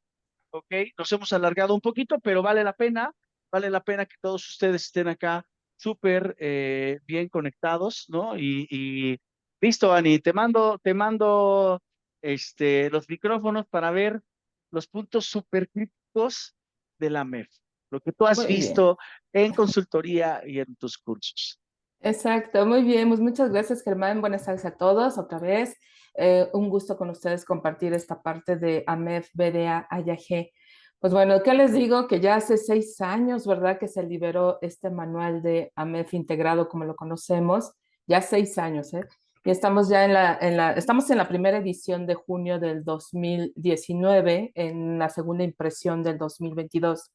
Prácticamente en esta impresión 2 se hizo correcciones, ¿verdad? Que tiene el manual, algunas fallas, pero al final, pues, ¿cómo se llama? La metodología ahora la vemos mucho más clara con los 7 pasos que tiene prácticamente este nuevo libro. La industria automotriz, como ustedes saben, pues ha enfrentado muchos retos y desde aquel año de 2019, pues las 3 grandes armadoras se preocuparon precisamente por estos desafíos en cuestión de calidad, en cuestión de reducción de costos. Y obviamente pues ya se veía venir el tema de los autos eléctricos. Entonces, ¿qué es lo que hacen? Trabajar en conjunto, ¿verdad? Con la parte de BDA, la industria automotriz alemana, y fusionan y llegan a acuerdos, ¿verdad?, para establecer las mejores prácticas en un solo manual. Prácticamente en los lineamientos de AMEF cuarta edición que se va muriendo, ¿verdad?, esta versión con la versión nueva que tenemos ahora del AMEF integrado. Ahora sí que muere, ¿verdad?, esta versión. Una vez que está liberando esto, nos presenta el manual 3 casos importantes que nosotros ya tenemos que tener actualizados, ¿verdad?, nuestros AMEF en la parte de BDA y AG, ¿no? El primer caso, pues, son los nuevos diseños, las nuevas tecnologías, nuevos procesos. El segundo caso, pues, nos habla cuando ya tenemos procesos o tecnologías existentes, ¿verdad?, en otras plantas y vamos a hacer una transferencia. Y el caso 3, cuando tenemos cambios de ingeniería o cambios al producto o cambios al proceso, ¿no? Entonces, esos son parte, ¿verdad?, ahora sí que de lo que pide ahora este manual, que nosotros ya tenemos que usar, ¿verdad?, esos nuevos formatos, esos nuevos pasos, ¿verdad?, que nos llevan por la metodología. Y la BDA, el volumen 4, este manual, en la parte 2, pues es la que da mayor contribución, ¿verdad?, con mejores prácticas, y 5 de los pasos que tiene nuestra metodología nueva vienen de BDA, que es algo muy, muy importante. Vamos ahorita a ver los pasos, ¿verdad?, que son prácticamente pasos que nos van llevando de la mano para poder desarrollar tanto una MEF de diseño como una MEF de proceso. Aquí lo más interesante que yo voy a irles marcando, ¿verdad?, son aquellos tips, como dice Germán. En la parte del análisis del sistema tenemos 3 pasos. El paso 1, que nos marca la metodología que debemos llevar a cabo un proyecto de MEF, tratarlo como un proyecto utilizando nuestras 5 T's. La intención de por qué estamos haciendo una MEF, ¿verdad? El tiempo que tenemos que tener nuestra MEF, el equipo que debe participar en una MEF, es muy importante el equipo multidisciplinario, la tarea que debe hacer el equipo, que va a ser nuestro paso 7, y la herramienta que se va a utilizar. Algunos clientes, como en sus Customer Specific Requirements, pues nos pide, ¿verdad?, el uso de ciertos formatos o bien un software, o bien podemos seguir usando las bases de datos de Excel, ¿no? Entonces, prácticamente en el paso 1 es el llenado de nuestro encabezado del formato, que tenemos ahora 7 formatos, pero es bien importante el formato A, que es el estándar para la MEF de diseño, y un formato B, que es alternativo, ¿verdad? Para la MEF de proceso tenemos 5, el C, que es el estándar, 4 alternativos. Nosotros como QExpert hemos recomendado el formato E precisamente porque nos desglosa la metodología, ¿de acuerdo? Nos va llevando de la mano para poder desarrollar la metodología y no perdernos, ¿verdad?, en los 7 pasos. ¿Sí, Germán? Sí, incluso Ana, para todos los que están acá, nosotros tenemos del desarrollo junto con una empresa en Alemania de Smart FIMA y tenemos ya el software de la MEF y este software, nosotros le hicimos esas adecuaciones para que utilizaran y para que se incluyera el formato E que nosotros les recomendamos, donde existe la división importante de características de proceso y características de producto, ¿no? Entonces, Exacto. después vamos a hacer otro webinar también del software del Smart FIMA y también pues, vamos a hacer la parte 2 de este webinar, ¿no? Pero venga, esa era mi aportación en cuanto a Ok. esta parte del formato, Ana, para que no se me olvide. Exacto, correcto. Y entonces el paso 1, pues es el llenado de nuestro AMEF, ¿verdad? El encabezado del AMEF. Y pues prácticamente pues ahí tenemos que describir exactamente qué producto vamos a estar analizando y de alguna manera, pues bueno, es lo que ahora sí que vamos a desarrollar en nuestro formato, ¿no? Paso 2, aquí lo que les puedo decir, es bien importante tener un buen diagrama de flujo de proceso elaborado para el análisis de la estructura. Es importantísimo, ¿verdad?, que nuestros diagramas de flujo lo podamos caminar en el proceso y coincida, ¿verdad?, las etapas del proceso que nosotros estamos visualizando en el piso en nuestro documento. Es muy importante, ¿verdad? Mientras más, ahora sí que más sencillo y usemos las simbologías que nos pide APQP para desarrollar un manual, un diagrama de flujo, ¿verdad? Pues nosotros tenemos que ver exactamente esos pasos, ¿verdad? En nuestro AMEF también reflejados. Y es uno de los puntos importantes desde auditoría, porque aquí se empieza a enlazar nuestro diagrama de flujo con el AMEF. Y en el paso 3, que prácticamente parte de este análisis del sistema, tenemos el análisis de la función. Este paso, como también lo hemos comentado, es de los más críticos en la metodología. ¿Por qué? Porque aquí es donde sí nos damos cuenta que se requiere a nuestros expertos, ¿verdad?, en el diseño, a nuestros expertos en el proceso, porque tenemos que describir la función. Es muy importante que el equipo multidisciplinario participe para poder redactar la función de nuestros elementos de proceso, los elementos, ¿verdad?, del enfoque principal y nuestros elementos de trabajo. Pero también requerimos tener una buena definición de características tanto de producto como de proceso, que desde la PQP pues tenemos que tener nuestro listado, ¿verdad?, de características. Entonces, clave es el listado de características y nuestro equipo multifuncional para poder redactar paso 3, el análisis de función.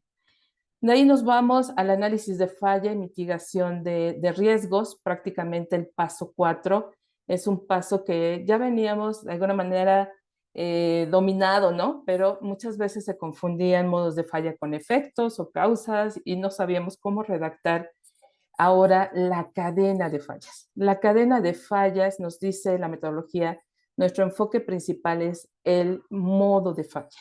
Y de ahí tenemos que definir qué es lo que sucede, es el efecto de falla, y por qué suceden estos modos de falla, ¿verdad? El por qué, las causas de falla. Y entonces aquí nosotros vamos a describir, ¿verdad?, esta cadena de fallas. Los tips que yo les puedo dar, el efecto de falla, deben de apoyarse en la tabla de severidad, porque la severidad es la que nos va a ayudar, ¿verdad?, a entender qué es lo que está pasando con mi cliente, usuario final, con mi cliente externo y con mi cliente interno. ¿De acuerdo? Y en el caso del modo de falla, pues se describe como lo opuesto, ¿verdad?, o el requisito que no estamos cumpliendo, o lo opuesto, lo negativo, a esa característica del producto que nosotros ya describimos, ¿verdad?, en el paso 3. Ahora nosotros lo vamos a trasladar en lo negativo o lo opuesto a un modo de falla.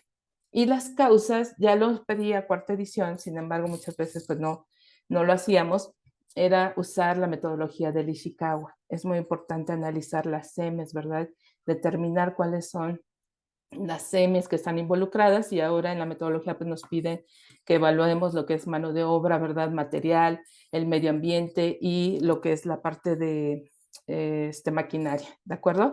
Y nosotros aquí tenemos que determinar pues las causas, porque ya venía desde la cuarta edición, sin embargo pues muchos no lo identificábamos así, hacíamos lluvia de ideas, ¿verdad?, y nos perdíamos en nuestro análisis.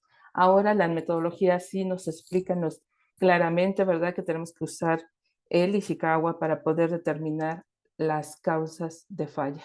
Paso 4. De ahí nos vamos a ir al paso 5, que el paso 5 es muy importante, redactar primero que nada pues todos nuestros controles, ¿verdad?, nuestros controles que tenemos.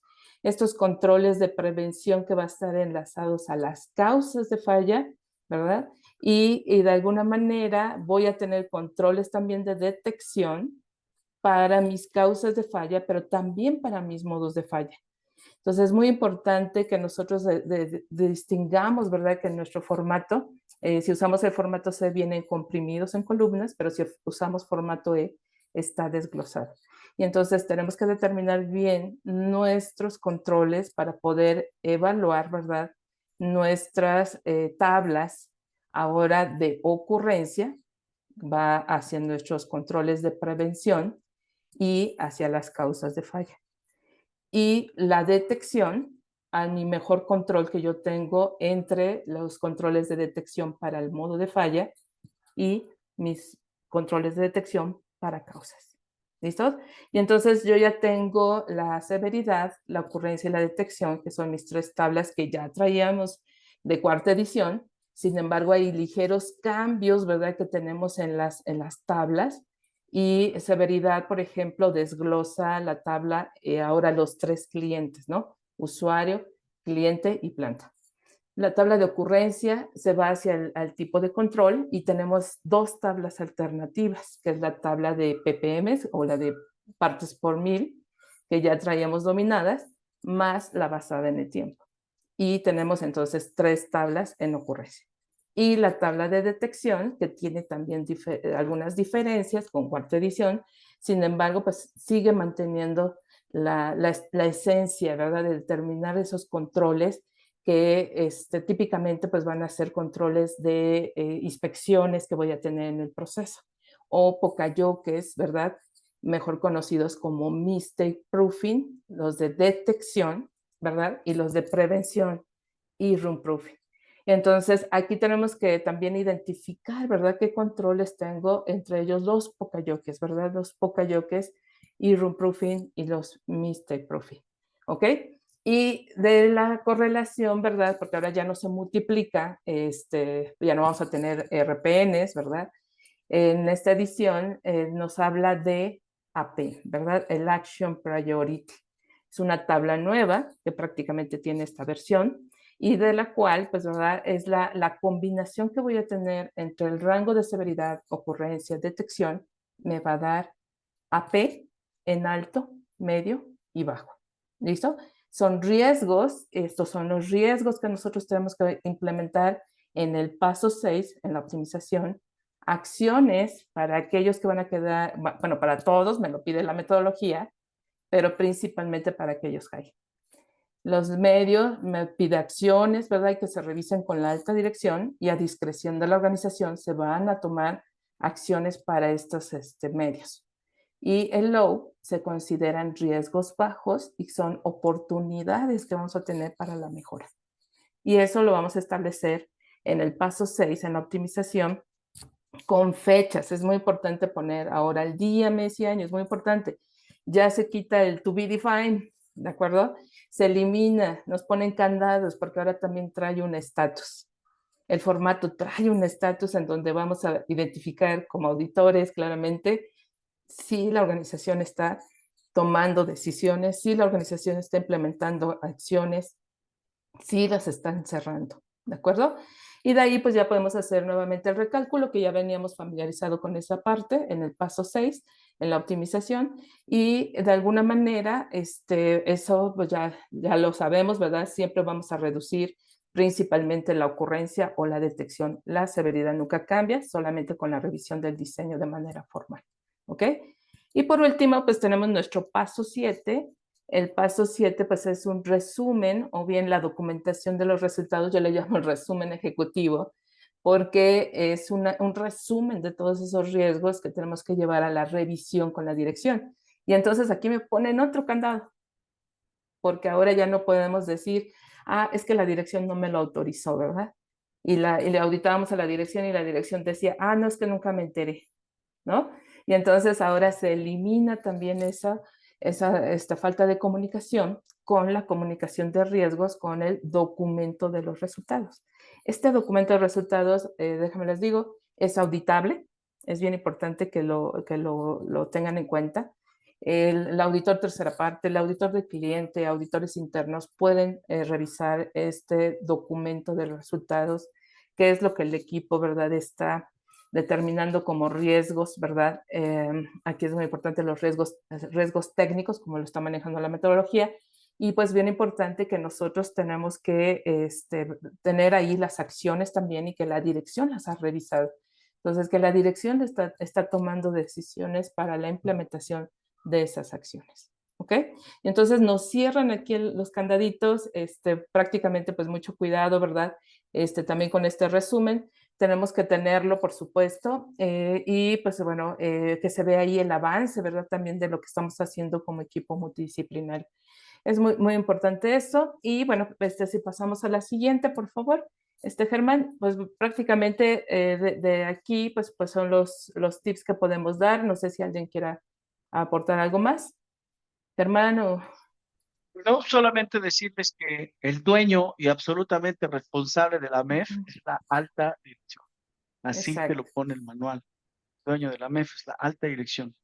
¿Vale? exacto, muy Y bien. en la parte de las tablas que mencionaba Sami, Uno de los cambios también muy importantes es, si no tienes, en la tabla de ocurrencia, si no tienes medios de prevención, en automático eres 10, ¿vale? Un otro de los cambios. Si no tienes medios de prevención, ok, más que de detección, prevención, antes de que suceda. Por eso aquí está la tabla. Prevención es antes de fabricar, antes de que tengas el producto en la mano. Detección es después de que ya fabricas, cuando ya tienes las piezas, ¿sí? Entonces, si no tienes prevención, en automático vas a ser 10. ¿Y esto qué Exacto. significa? Que vas a tener un resultado de una prioridad de acción o de una action priority en nivel medio o alto. ¿Y eso qué significa? Que vas a tener que tomar acción. Exacto, muy bien. Y bueno, aquí es donde vamos a ver precisamente que tenemos que identificar esos controles de prevención, que son los que le interesan también a nuestro cliente, que tengamos un control robusto y entre ellos incluso pues puede ser la parte de SPC, o sea, gráficas de control, ¿verdad? Y ahí se enlaza una de nuestras core tools también en el AMEF y obviamente la parte de MCA y los equipos de medición que nosotros tenemos que tener como parte de la detección, ¿verdad? También en muchas de las veces, pues equipos que van a hacer, por ejemplo, las pruebas de fuga, los end-of-line testers, ¿verdad? Y entonces tenemos que tener claramente bien definidos nuestros controles de prevención y nuestros controles de detección. ¿Ok? Entonces, esto es bien, bien importante, como ya lo comentábamos, ¿verdad? La importancia, ¿verdad? De describir bien nuestros controles, ¿ok? Muy bien. Si quieres, pasamos a la siguiente.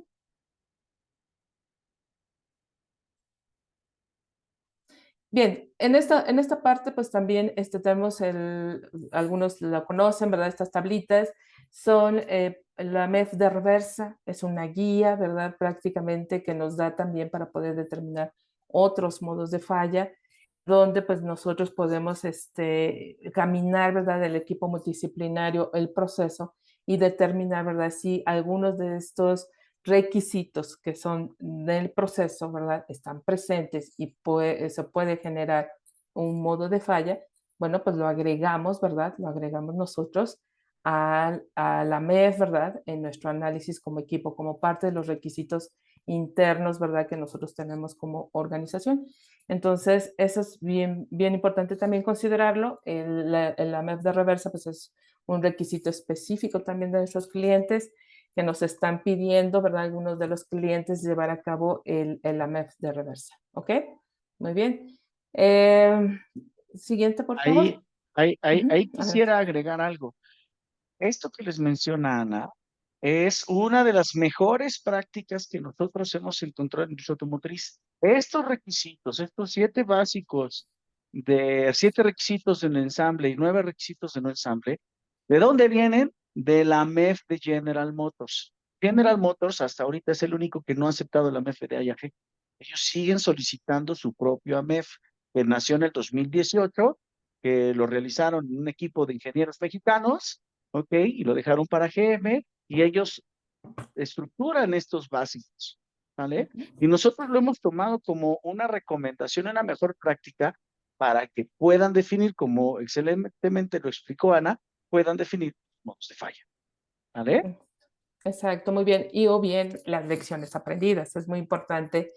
integrar en el AMEF la parte de las lecciones aprendidas, de riesgos, ¿verdad? Que tenemos identificados en otras plataformas, en otras localidades incluso, pues es importante integrarlos en nuestros AMEF. ¿Ok? Bien, por la parte del resumen, bueno, pues muy importante, empezamos por favor, la severidad, pues nuevamente se va a evaluar el rango de severidad en relación al efecto de falla. Y bueno, el tip que les decía, pueden utilizar y parafrasear qué es lo que está sucediendo, ¿verdad? En nuestro cliente, en nuestro usuario final y la planta con nuestra tabla de severidad. Y eso ya no nos da pierde, ¿verdad? A inventar cosas o desviarnos, ¿verdad? También del análisis, ¿no? Entonces, muy importante utilizar también nuestra tabla. En el caso de lo que es nuestro modo de falla, pues ya lo comentábamos, ¿verdad? El modo de falla siempre va a ser lo opuesto, lo negativo de la característica de producto, que básicamente es cómo se va a enlazar. y de alguna manera de ahí vamos a determinar pues las causas también, ¿verdad? ¿Por qué sucede estos modos de falla? Como lo vemos aquí, ¿verdad? En este enlace. Y de alguna forma, pues vemos que los controles de prevención van a ir hacia las causas de falla. La ocurrencia va a estar evaluado para el control de prevención que tenemos, ¿verdad? Ya sea técnico, conductual, o una mejor práctica, y va a estar enlazado con las causas de falla. Y los controles de detección, que aquí les decía, en el formato E vamos a tener las dos columnas separadas, prácticamente un control de detección para los modos de falla podemos tener, o bien controles de detección también para las causas, ¿ok? Aquí para las causas de falla, ¿sí?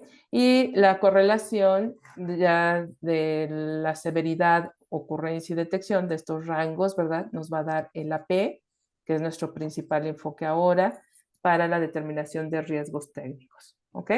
Bien, si le das a la siguiente, bueno, pues aquí vemos cómo se enlaza la característica con el modo de falla, prácticamente con el control, ¿verdad?, de detección de los modos de falla.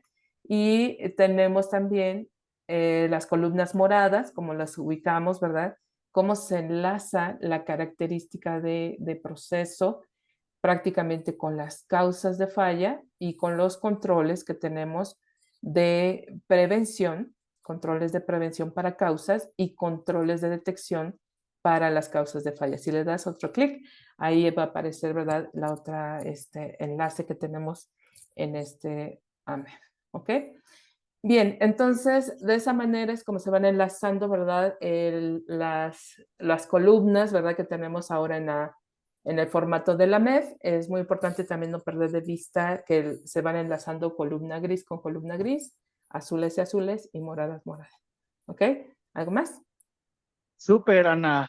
Y para mí el último comentario, chavos, es no quiten nunca en la vida del mundo mundial, ahorita de la industria automotriz para el AMEF, no quiten los colores. Los colores tienen una razón de ser y esa razón de ser es comprobar la lógica de lo que vas contestando. ¿Ok? Entonces, esta columna gris, esto que tienes acá, los grises con los grises, deben de tener coherencia, ¿sí? Y los azules con los azules. Ustedes aquí escriben la operación específica y entonces aquí yo tengo que describir el para qué de la operación e incluir las especificaciones, ¿sí? Aquí yo tengo la suboperación y entonces aquí yo tengo que describir el cómo de mi suboperación.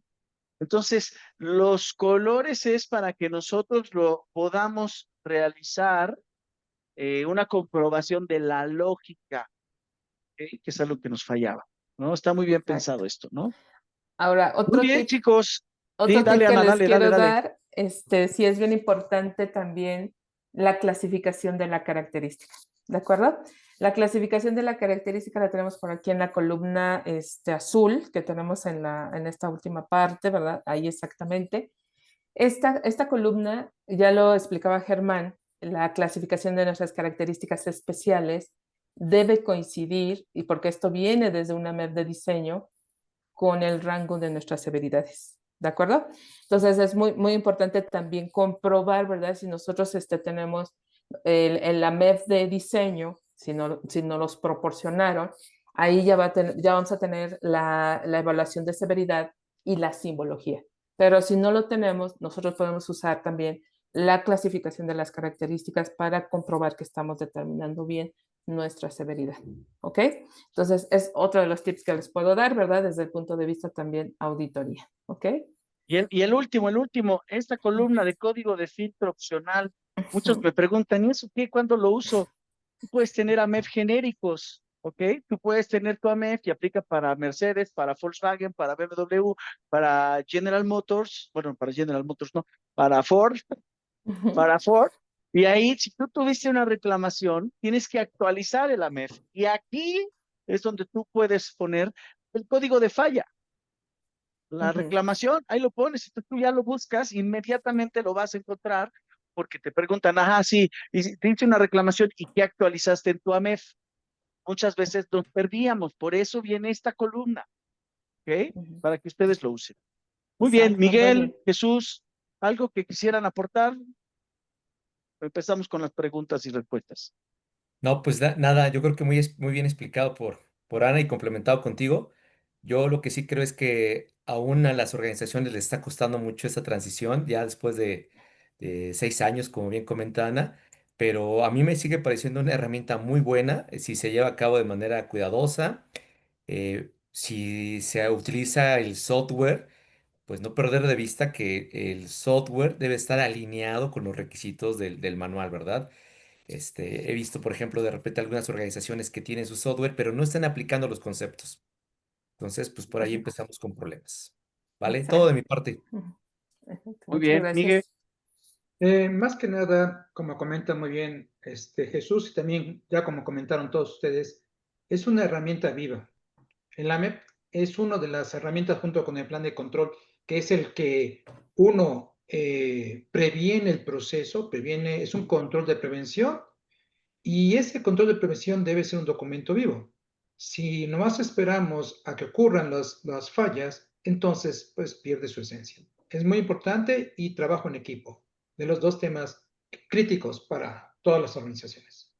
Claro. Así es. Muy Muy bien, bien. Y muy bien. además, por último, Germán, pues bueno, así ya cerrando este tema de AMED BDAYG, yo lo que les puedo compartir, digo, creo que toda la industria automotriz sabe lo que es una AMED, que es una evaluación de fallas o de riesgos ahora técnicos, ¿verdad? Que tenemos en nuestros procesos, pero lo más importante es nuevamente reforzar, tenemos que tener controles de prevención, ¿de acuerdo? Ese es el objetivo de la AMED, que tengamos controles de prevención, que no estemos enviando piezas defectuosas hacia el cliente OEM y usuario final. Esa es la preocupación de nuestras armadoras.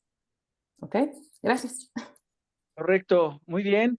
Y chicos, estamos terminando la primera parte, ¿eh? Porque es una serie de webinars la que vamos a hacer ahorita preparándonos para el cierre del 2025, que ha estado intensísimo, ¿no? Con tantos cambios y tanto estrés y los aranceles y paros de línea y arranque de línea y nos traen así, de ahí viene el lobo, pero vamos a hacer el siguiente webinar. También es interesantísimo porque vamos a hablar del análisis de garantías, el Field Failure Analysis and Audit Standard. ¿Ok? Vamos a hablar de BDA 19, señores, BDA 19, limpieza técnica, que no es muy conocido, no lo teníamos en el radar, pero nos han estado arrastrando como no tienen una idea con este BDA 19. Son 2 semanas, voy a estar por allá en Chihuahua con algunos clientes, es importantísimo. Y vamos a hablar también del BDA1. El BDA1, por ahí leí una pregunta que decía, no, es que no tienes algún entrenamiento de BDA1. No, no hay entrenamientos de BDA1 como tal. Hay que leerlo y hay que entender cómo son los tiempos de resguardo de los documentos. No hay un entrenamiento para eso. ¿Ok? Solo es entender tus requisitos, entender los requisitos del cliente, leer el manual y entender en dónde lo ajusto, ¿no? Pero vienen webinars muy perrones. Vamos a hablar también del TISAX, que es otra cosa súper importante de TISAX. Entonces, en 8 días creo que es, creo que ya vamos a mandar. Alexis, por ahí si me ayudas, ¿cuándo es la siguiente fecha del webinar? Miércoles 17 de septiembre, mismo horario. Miércoles 17 de septiembre, mismo horario, para que vengan cargados de grito de independencia. ¿Eh? Muy bien, gracias, Alexis. Brincamos a las preguntas por ahí, Alexis, si nos ayudas. Va, perfecto. Voy a empezar ahorita con el tema más reciente para que me puedan Sí. apoyar. Bueno, pregunta Arturo Bárcena. Soy Tier 1 para el OEM. ¿Todos estos requisitos son un debe para mis proveedores o depende de lo que diga mi manual de proveedores? Mm, A ver, ¿quién quiere responder? Va. Bien, Voy. bueno, Adelante, Ana. listo, va. Pásana, dale.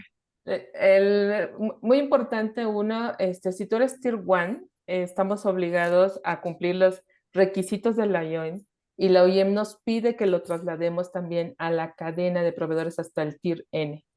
¿De acuerdo? Y es bien importante que a través de nuestro manual hacia los proveedores nosotros les pongamos, ¿verdad? Ahí también los requisitos de las OEMs y de esa manera lo traslademos, ¿de acuerdo? Entonces, sí, debemos de trasladarlos, ¿de acuerdo?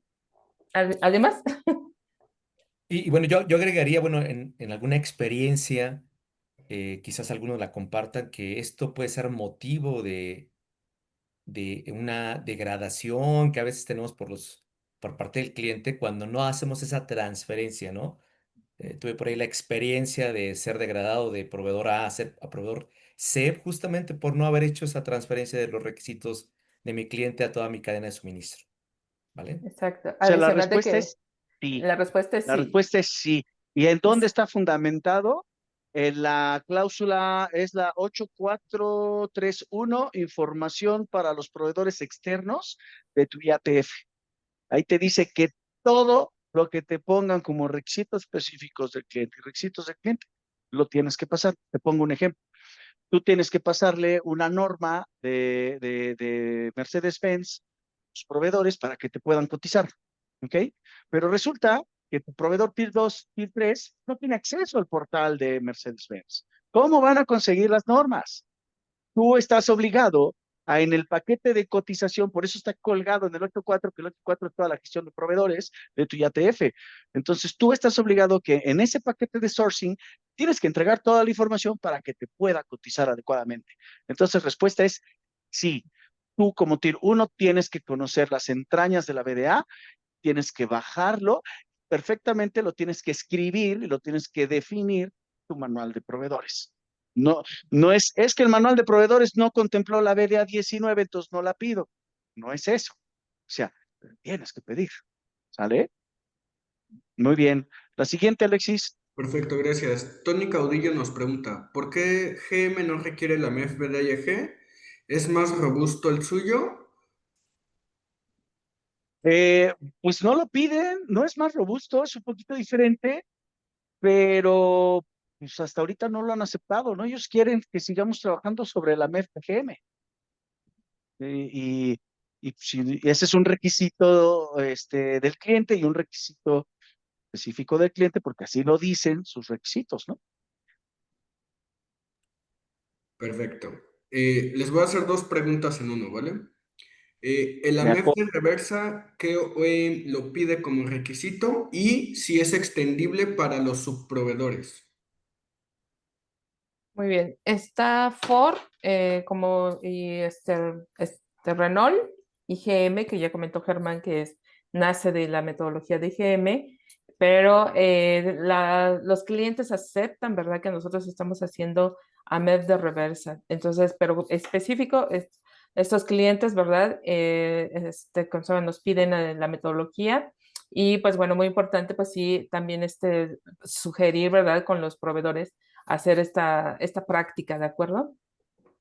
Correcto. Si trabajas para esas armadoras que dijo Ana, lo tienes que bajar a tus proveedores por la cláusula que les acabamos de comentar, 8431, y también lo tienes que poner en tu manual de proveedores, ¿vale? Y si no te lo mencionan, pues es una muy buena práctica para minimizar los riesgos, lecciones aprendidas, AMEF, etcétera, etcétera, ¿no?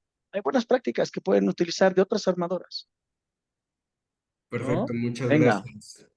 Juan Alcázar nos pregunta, cuando hablamos que en el inicio de la MEF se deben definir características de producto y proceso, para asegurarnos que se cuenta con la correlación de estas características, ¿se recomienda ejecutar la matriz de proceso producto? ¿Es solo un cliente en específico me lo ha pedido Volkswagen?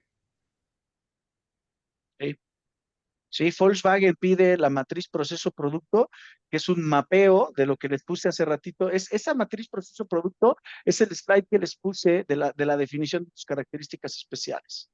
Y desde ¿Ok? APQP es un requisito que en la parte de la IAG, ¿verdad? También tener una lista, ¿verdad? De características o producto-proceso, ¿de acuerdo? Definida desde la fase 2 de la planeación avanzada de la calidad. Correcto. Pues fíjense cómo ya empieza el vínculo de la IAG y de los alemanes, que próximamente vamos a tener, creo que decíamos para 2026 viene el MSA y después viene 2027 el SPC, o era al revés. Es al Al revés. revés. Pero Sí, el próximo año sí. es SPC 2026 y 2027 es MSA, BDA y AG, ¿no? Ya vienen los manuales unificados, han estado trabajando mucho, ¿ok? Muy bien. Siguiente, Alexis. Perfecto, me regreso un poco al inicio de la presentación, Germán. La BDA Simón. 6.6, ¿a qué tipo de otro servicio se refiere? ¿Pudieras dar algún ejemplo? Servicios, lo que les decía, un servicio logístico, ¿ok? Servicio logístico, un servicio de secuenciado, como lo mencionaba Miguel, un servicio de una tercería, ¿ok? Yo soy enemigo de las tercerías, perdón, pero soy enemigo de las tercerías, pero una tercería, pues igual le puedes pedir que pues, te asegure la calidad, ¿no? Y tu sistema, ¿no? Son servicios, ¿sí? Son servicios, son ese tipo de servicios lo que tú tienes que definir. Perfecto, Germán, gracias. Acerca de BDA 6.3, perdón, en el cuestionario, ¿qué significan las preguntas con asterisco? Preguntas con asterisco, son preguntas que tienen o conllevan un mayor riesgo para el análisis y que pueden ser que si la calificación obtenida es de un 4 o de un 0, nos lleven a un proceso de degradación, ¿verdad? Aunque hayamos sido o obtenido un resultado muy bueno, con una pregunta con asterisco, con una calificación de 0 o de 4, podríamos ser degradados, por ejemplo, ¿no? Pero Y la respuesta concreta sería, pues que tienen un mayor riesgo para el análisis, para la evaluación del proceso. y se califican exactamente igual, ¿eh? No digan, ah, ese asterisco pues, le voy a dar más candela. No, se califica igual. Solo te quiere decir, ojo, esto es un riesgo mayor, lo único que te dice. Correcto. Muy bien, Jesús, gracias. Perfecto, gracias. Ahorita voy a hacer dos preguntas de BDA 2, ¿vale? De los elementos del BDA 2 PPA, el 19, ¿cómo se demuestra si es un NPI? The New Product Integration, me imagino que es. Como A ver, déjenme ver. ese sí. Aquí lo pusieron. Es el punto 19, dice historial de la Sería de pieza. la parte. Sí, pero no estoy entendiendo, digo, la pregunta. Historial de la pieza. The New Product Integration. Sonia Silva, sí, creo que sigues todavía conectada. Si nos puedes complementar tu pregunta ahí mismo en la sección de preguntas para que ahorita podamos resolverla, de favor. Y también del mismo tema de beta 2, el elemento 28, ¿a qué se refiere con secuenciados? Ok. Se refiere a procesos, como hace un rato comentaban, servicios, donde muchas veces un Tier 1 termina el producto y lo manda a un sitio exterior de su planta, pero cercano a la armadora, donde en base a números, le llaman PKN o números de auto que están armando, los van enviando los componentes de acuerdo a ese orden. Muchas veces ese orden no está en función a cómo se produjeron o a un release, sino ya en sí la armadora, ya como va avanzando en la fabricación del vehículo, él lleva un número único, un número de secuencia, y así bajo ese número está solicitando la entrega just in time, o justo a tiempo, para los componentes para armar ese vehículo, y de ahí, ahora sí, casar los componentes con el vehículo que está en la armadora. Punto de uso, ¿no? Por eso le llaman Just in Time y Just in Sequence. Uh-huh. Y hay proveedores que se dedican a eso. Cuando fabricaba yo tanques, yo tenía unos productos que yo mismo los secuenciaba, ¿ok? Yo tenía mis pantallas y veía cómo iban cayendo los coches y decía, ah, bueno, hay que mandar esta y esta y esta versión, y después esta y esta y esta versión, y así es como los íbamos mandando en secuencia. Y habían otros productos que yo tenía que mandar a otra empresa, que era la empresa de secuenciado. Son empresas muy grandes, en donde muchos de los Tier 1 o Tier 2 mandan ahí los componentes y esta empresa se encarga de hacer los kits y mandarlos al punto de uso en la línea del armador. Así es, Ana. Muy bien. Perfecto, muchas La gracias. siguiente, no sé si sigue ahí Sonia Está para que nos conectada, clarifique. pero creo que no Está está bueno, conectada. seguimos, seguimos. Va, nos pregunta Israel Benítez. La eterna pregunta, ¿me tengo que certificar en todo o solo en BDA 6.3 y lo demás capacitación únicamente, tomando en cuenta los requisitos específicos de mis clientes? A Esa ver, es una Germán, super ese es pregunta. para ti. A ver, hay estándares de BDA que no se certifican, se califican, es decir, te tienes que entrenar, ¿ok? Lo único que te piden los clientes que te tienes que certificar con el nivel más alto, ¿ok? Es BDA 6.3, auditor líder de BDA 6.3, ¿ok? De proveedor de servicio externo. El nivel más alto, cuando nos daban la charola, que ahora ya no nos dan la charola, pero nos dan, ese es el nivel en donde te tienes que certificar, ¿sale? Y en PSCR, que también en el siguiente webinar vamos a hablar de del responsable de la seguridad del producto, que ya no es uno, ya es un team, ya son todos prácticamente, ¿ok? Ese también por requisito del cliente para Volkswagen, para BMW y para Mercedes-Benz, debes de tomar ese entrenamiento, ¿ok? Muchas veces toman el entrenamiento, pero en el entrenamiento te dicen, esa persona ahora es la encargada de bajar toda la información en la organización, ¿no? Y dicen, uy, no, yo no tengo tiempo, ¿no? Y ahí es en donde entramos nosotros, en donde les ayudamos a hacer estos entrenamientos adentro de la compañía, que es muy válido, ¿vale? PDA 6.5 debes de demostrar calificación, ¿ok? Hay muchos entrenamientos que no necesariamente debes de tomar con los licenciatarios que hay en México. ¿Ok? Hay dos licenciatarios, uno en Puebla, otro en Aguascalientes, y hay licenciatarios también en Saltillo, que es Top QM Systems. Ellos tienen su base en Carolina del Sur y tienen oficina en Saltillo y también pueden dar algunos entrenamientos en Estados Unidos, que es con quien nosotros nos hemos certificado últimamente, ¿no? Perfecto, La, gracias. si- la siguiente, sí. Pregunta Nadia Pérez. Tengo un proveedor de recubrimientos Tier 2 de E-Code, alcalino, etcétera, pero es certificado en ISO 9001. ¿Es una obligación que cumpla con los requisitos específicos del cliente de las OEM, o sea, YATF? Sí, es una pregunta Claro, obligatoria. Por IATF estás obligado, por requerimiento específico estás obligado. Y además, si es una parte que da una función o apariencia, mucho más crítico.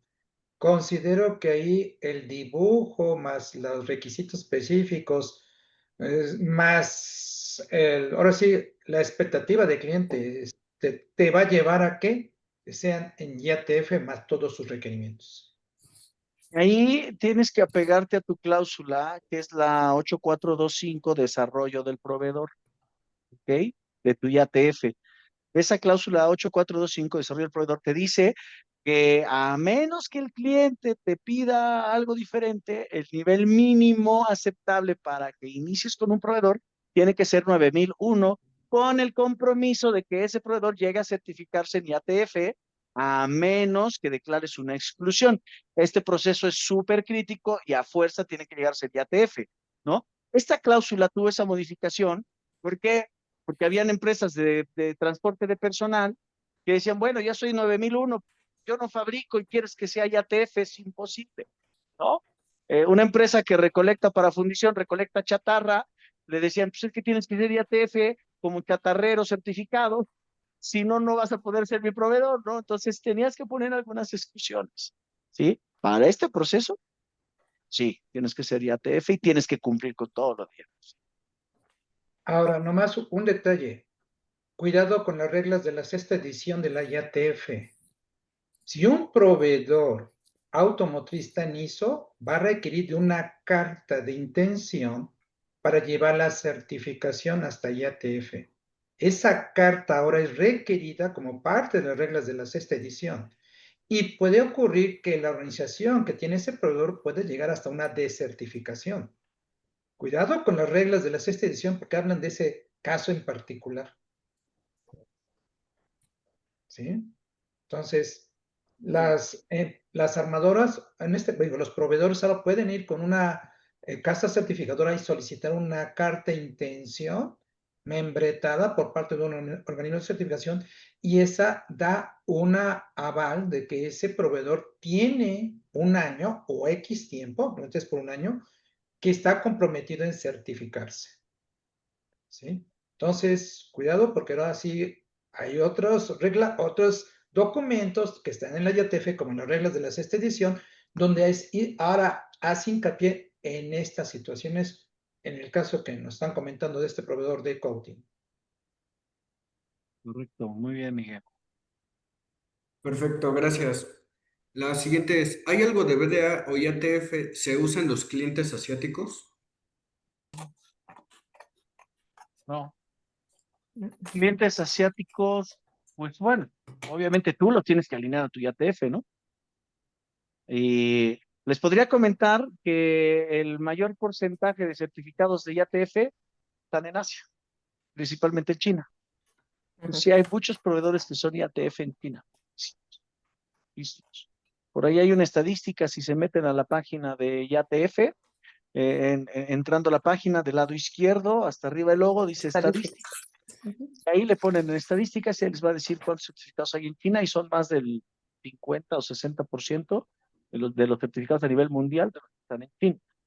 De BDA, pues solamente los que fabrican para BDA. Pero algo específico de la Asociación de Automóviles China de FAO, no hay, ¿no? La presentación las vamos a compartir, ¿sí? Les vamos a compartir algunos slides de lo que ustedes tienen, pero lo más importante es, este webinar lo vamos a editar, ¿ok? Y lo vamos a subir. Ustedes lo van a poder volver a ver las veces que ustedes quieran en nuestra página, ¿ok? Son gratuitos, lo van a poder ver, y recordarles que pues esto fue una plática entre expertos, no es un entrenamiento, no es un curso, no hay diploma, no hay constancia, no hay nada, es solamente el compartir la experiencia, ¿no? Por ahí hay otra última pregunta, ¿no? Sí, acaba de Alexis. llegar de Israel Benítez. Bueno, Durante Isra. una auditoría de BDA 6.3 de nuestro proceso, inyección de piezas de plástico y algunos ensambles, el comentario fue que una MEF de proceso bien desarrollado cuenta con al menos de 100 páginas. ¿Qué opinan? Ujú. Que son poquitas. Sí, sí, Sí, o sea, Yo creo que sí. bien hecho son poquitas, ¿no? O sea, por eso nos piden el software. Ana, ¿tú qué opinas? Tú que escribiste el tema. Bueno, pues sí, son poquitas. Yo creo que no va en medida de la cantidad de páginas, sino realmente de que yo les digo, no metan paja. ¿Listo? La MEF debe ser claro, bien conciso, veraz, y bueno, nos pide mucho la metodología, ¿no? Pero eso es bien importante. Una MEF debe incluir realmente nuestros riesgos técnicos, y eso es la parte importante que como auditores tenemos que evaluar. Obviamente una MEF de más de 1000 páginas, pues obvio, sí, tampoco como auditores lo vamos a auditar todo, y muchas veces ni siquiera lo que yo les digo, meten mucha paja y no le dan ese valor agregado al proceso. Entonces, no depende de cantidad de piezas o de páginas, ¿verdad? Sino realmente en la cantidad de que ustedes le metan de modos y realmente de esos riesgos técnicos, ¿no? Es mi comentario. Exactamente. Gracias. Uh-huh. Sí. Y a ver, una MEF bien hecho, pues es que hay que considerar, por ejemplo, los modos de falla, ¿no? O Uh-huh. sea, imagínense que tú tienes 4 piezas a ensamblar, ¿ok? De ensamble, entonces hablábamos hace ratito de los requisitos básicos de ensamble, ¿sí? Que los tienes que cumplir, entonces son 7 básicos más 4 piezas, 7 por 4, 28. 28 son los modos de falla mínimos que tienes que analizar en esa estación. Entonces, ahora imagínense todo un proceso. Hay bastantes modos de falla, que de esos 28 modos de falla los tienes que analizar con las 6 M's, ¿sale? Sí, entonces 28 por 6, ahí vamos sumándole, mm, más las estaciones que tienes y todo, es mucho análisis, no metan paja, como bien dice Ana. métanle análisis, métanle calidad de información a sus MFs, ¿no? Muy bien, chicos. Perfecto. Muchas gracias, Alexis. Pues les agradezco a todos de todo corazón desde la ciudad de Puebla, que hayan participado en este webinar, primera parte de la BDA y sus manuales. Nos vemos el día 17 para ver lo siguiente que vamos a poder estar ahí. Ah, ahí está, Paola, hola, ¿cómo estás? ¿No?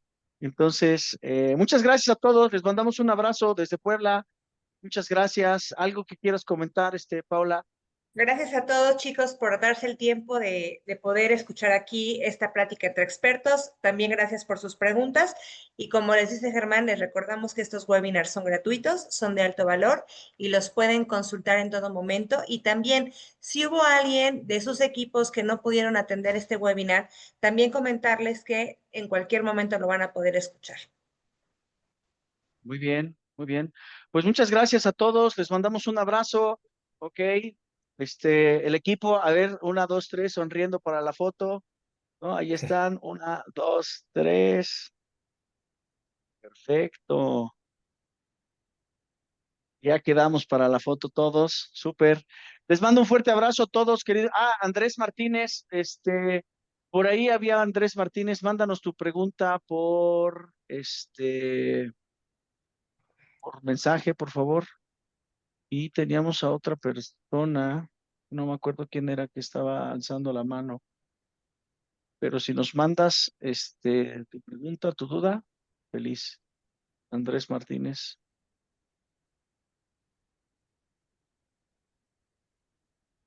En lo que manda Andrés la pregunta, digo, solamente avisarles a los asistentes que el día de mañana les llega la invitación para que se puedan inscribir al siguiente webinar, que es la parte 2 de la BDA y sus manuales.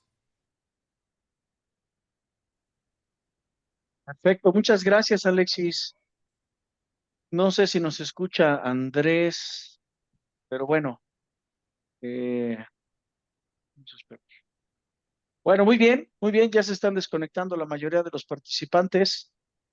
Como les decíamos, muchas gracias. Gracias a todos ustedes por seguir confiando en QExperts y en DECRA. Ok, estamos muy contentos de que hayan participado, ver a tanta gente interesada en estos temas, que sigan conectados. Normalmente tratamos de hacer el estándar de 1 hora, pero el tema lo amerita a que ustedes sigan teniendo pues más información de valor, como bien lo decía Paola. ¿Vale? Les mando un fuerte abrazo a todos. Muchas gracias. Gracias, Ana. Gracias, Miguel. Gracias, Jesús. Muchas gracias por su Gracias. preparación, por Gracias a su todos. dedicación, por Gracias. su Digo ya, profesionalismo. Ger, nada Gracias, más. Ale, Alexis, Jonah, Janetsi, Lupita, Pati, a ¿ahí me todos. Gracias escucha? por su soporte. Sí, Nada más rápidamente, Janetsi Bautista, digo nada más como un poquito Ger por orientarla. Dice, yo soy nueva en los temas y no sé por dónde comenzar para entender más de este tema. ¿Qué le recomendarían, chicos? ¿Por dónde arrancar? Core Tools. sí, sí, les decía yo que la columna vertebral de industria automotriz son las Core Tools. ¿Ok? Entiende todas las Core Tools y después de entender las Core Tools, vamos a ver cuáles son los requisitos de los clientes que te aplican para que puedas ir pues tomando todos esos cursos, ¿no? Tenemos entrenamientos de Core Tools alemanas, tenemos entrenamientos de Core Tools americanas, entonces hay que entender la empresa en qué ambiente estás, americano, alemán o mixto, pues entonces tendremos que empezar por eso, pero sí, yo te recomendaría que entres a la página, hay muchos webinars que hemos desarrollado desde la pandemia y le empecemos a dar una ojeada de qué es la industria, ¿no? De qué es la IATF, las auditorías, los tips, los EQIs, ¿no? Todo eso valdría mucho la pena. ¿Algún comentario, Ana, Jesús, Miguel? Como lo acabas de comentar, creo que parte de esta columna vertebral sería pues, comprensión de la IATF, ¿no? Ya lo comentaste, creo que es importante también esto. Súper, muy bien. Pues bueno, muchas gracias a todos. Les mando un fuerte abrazo nuevamente. Gracias.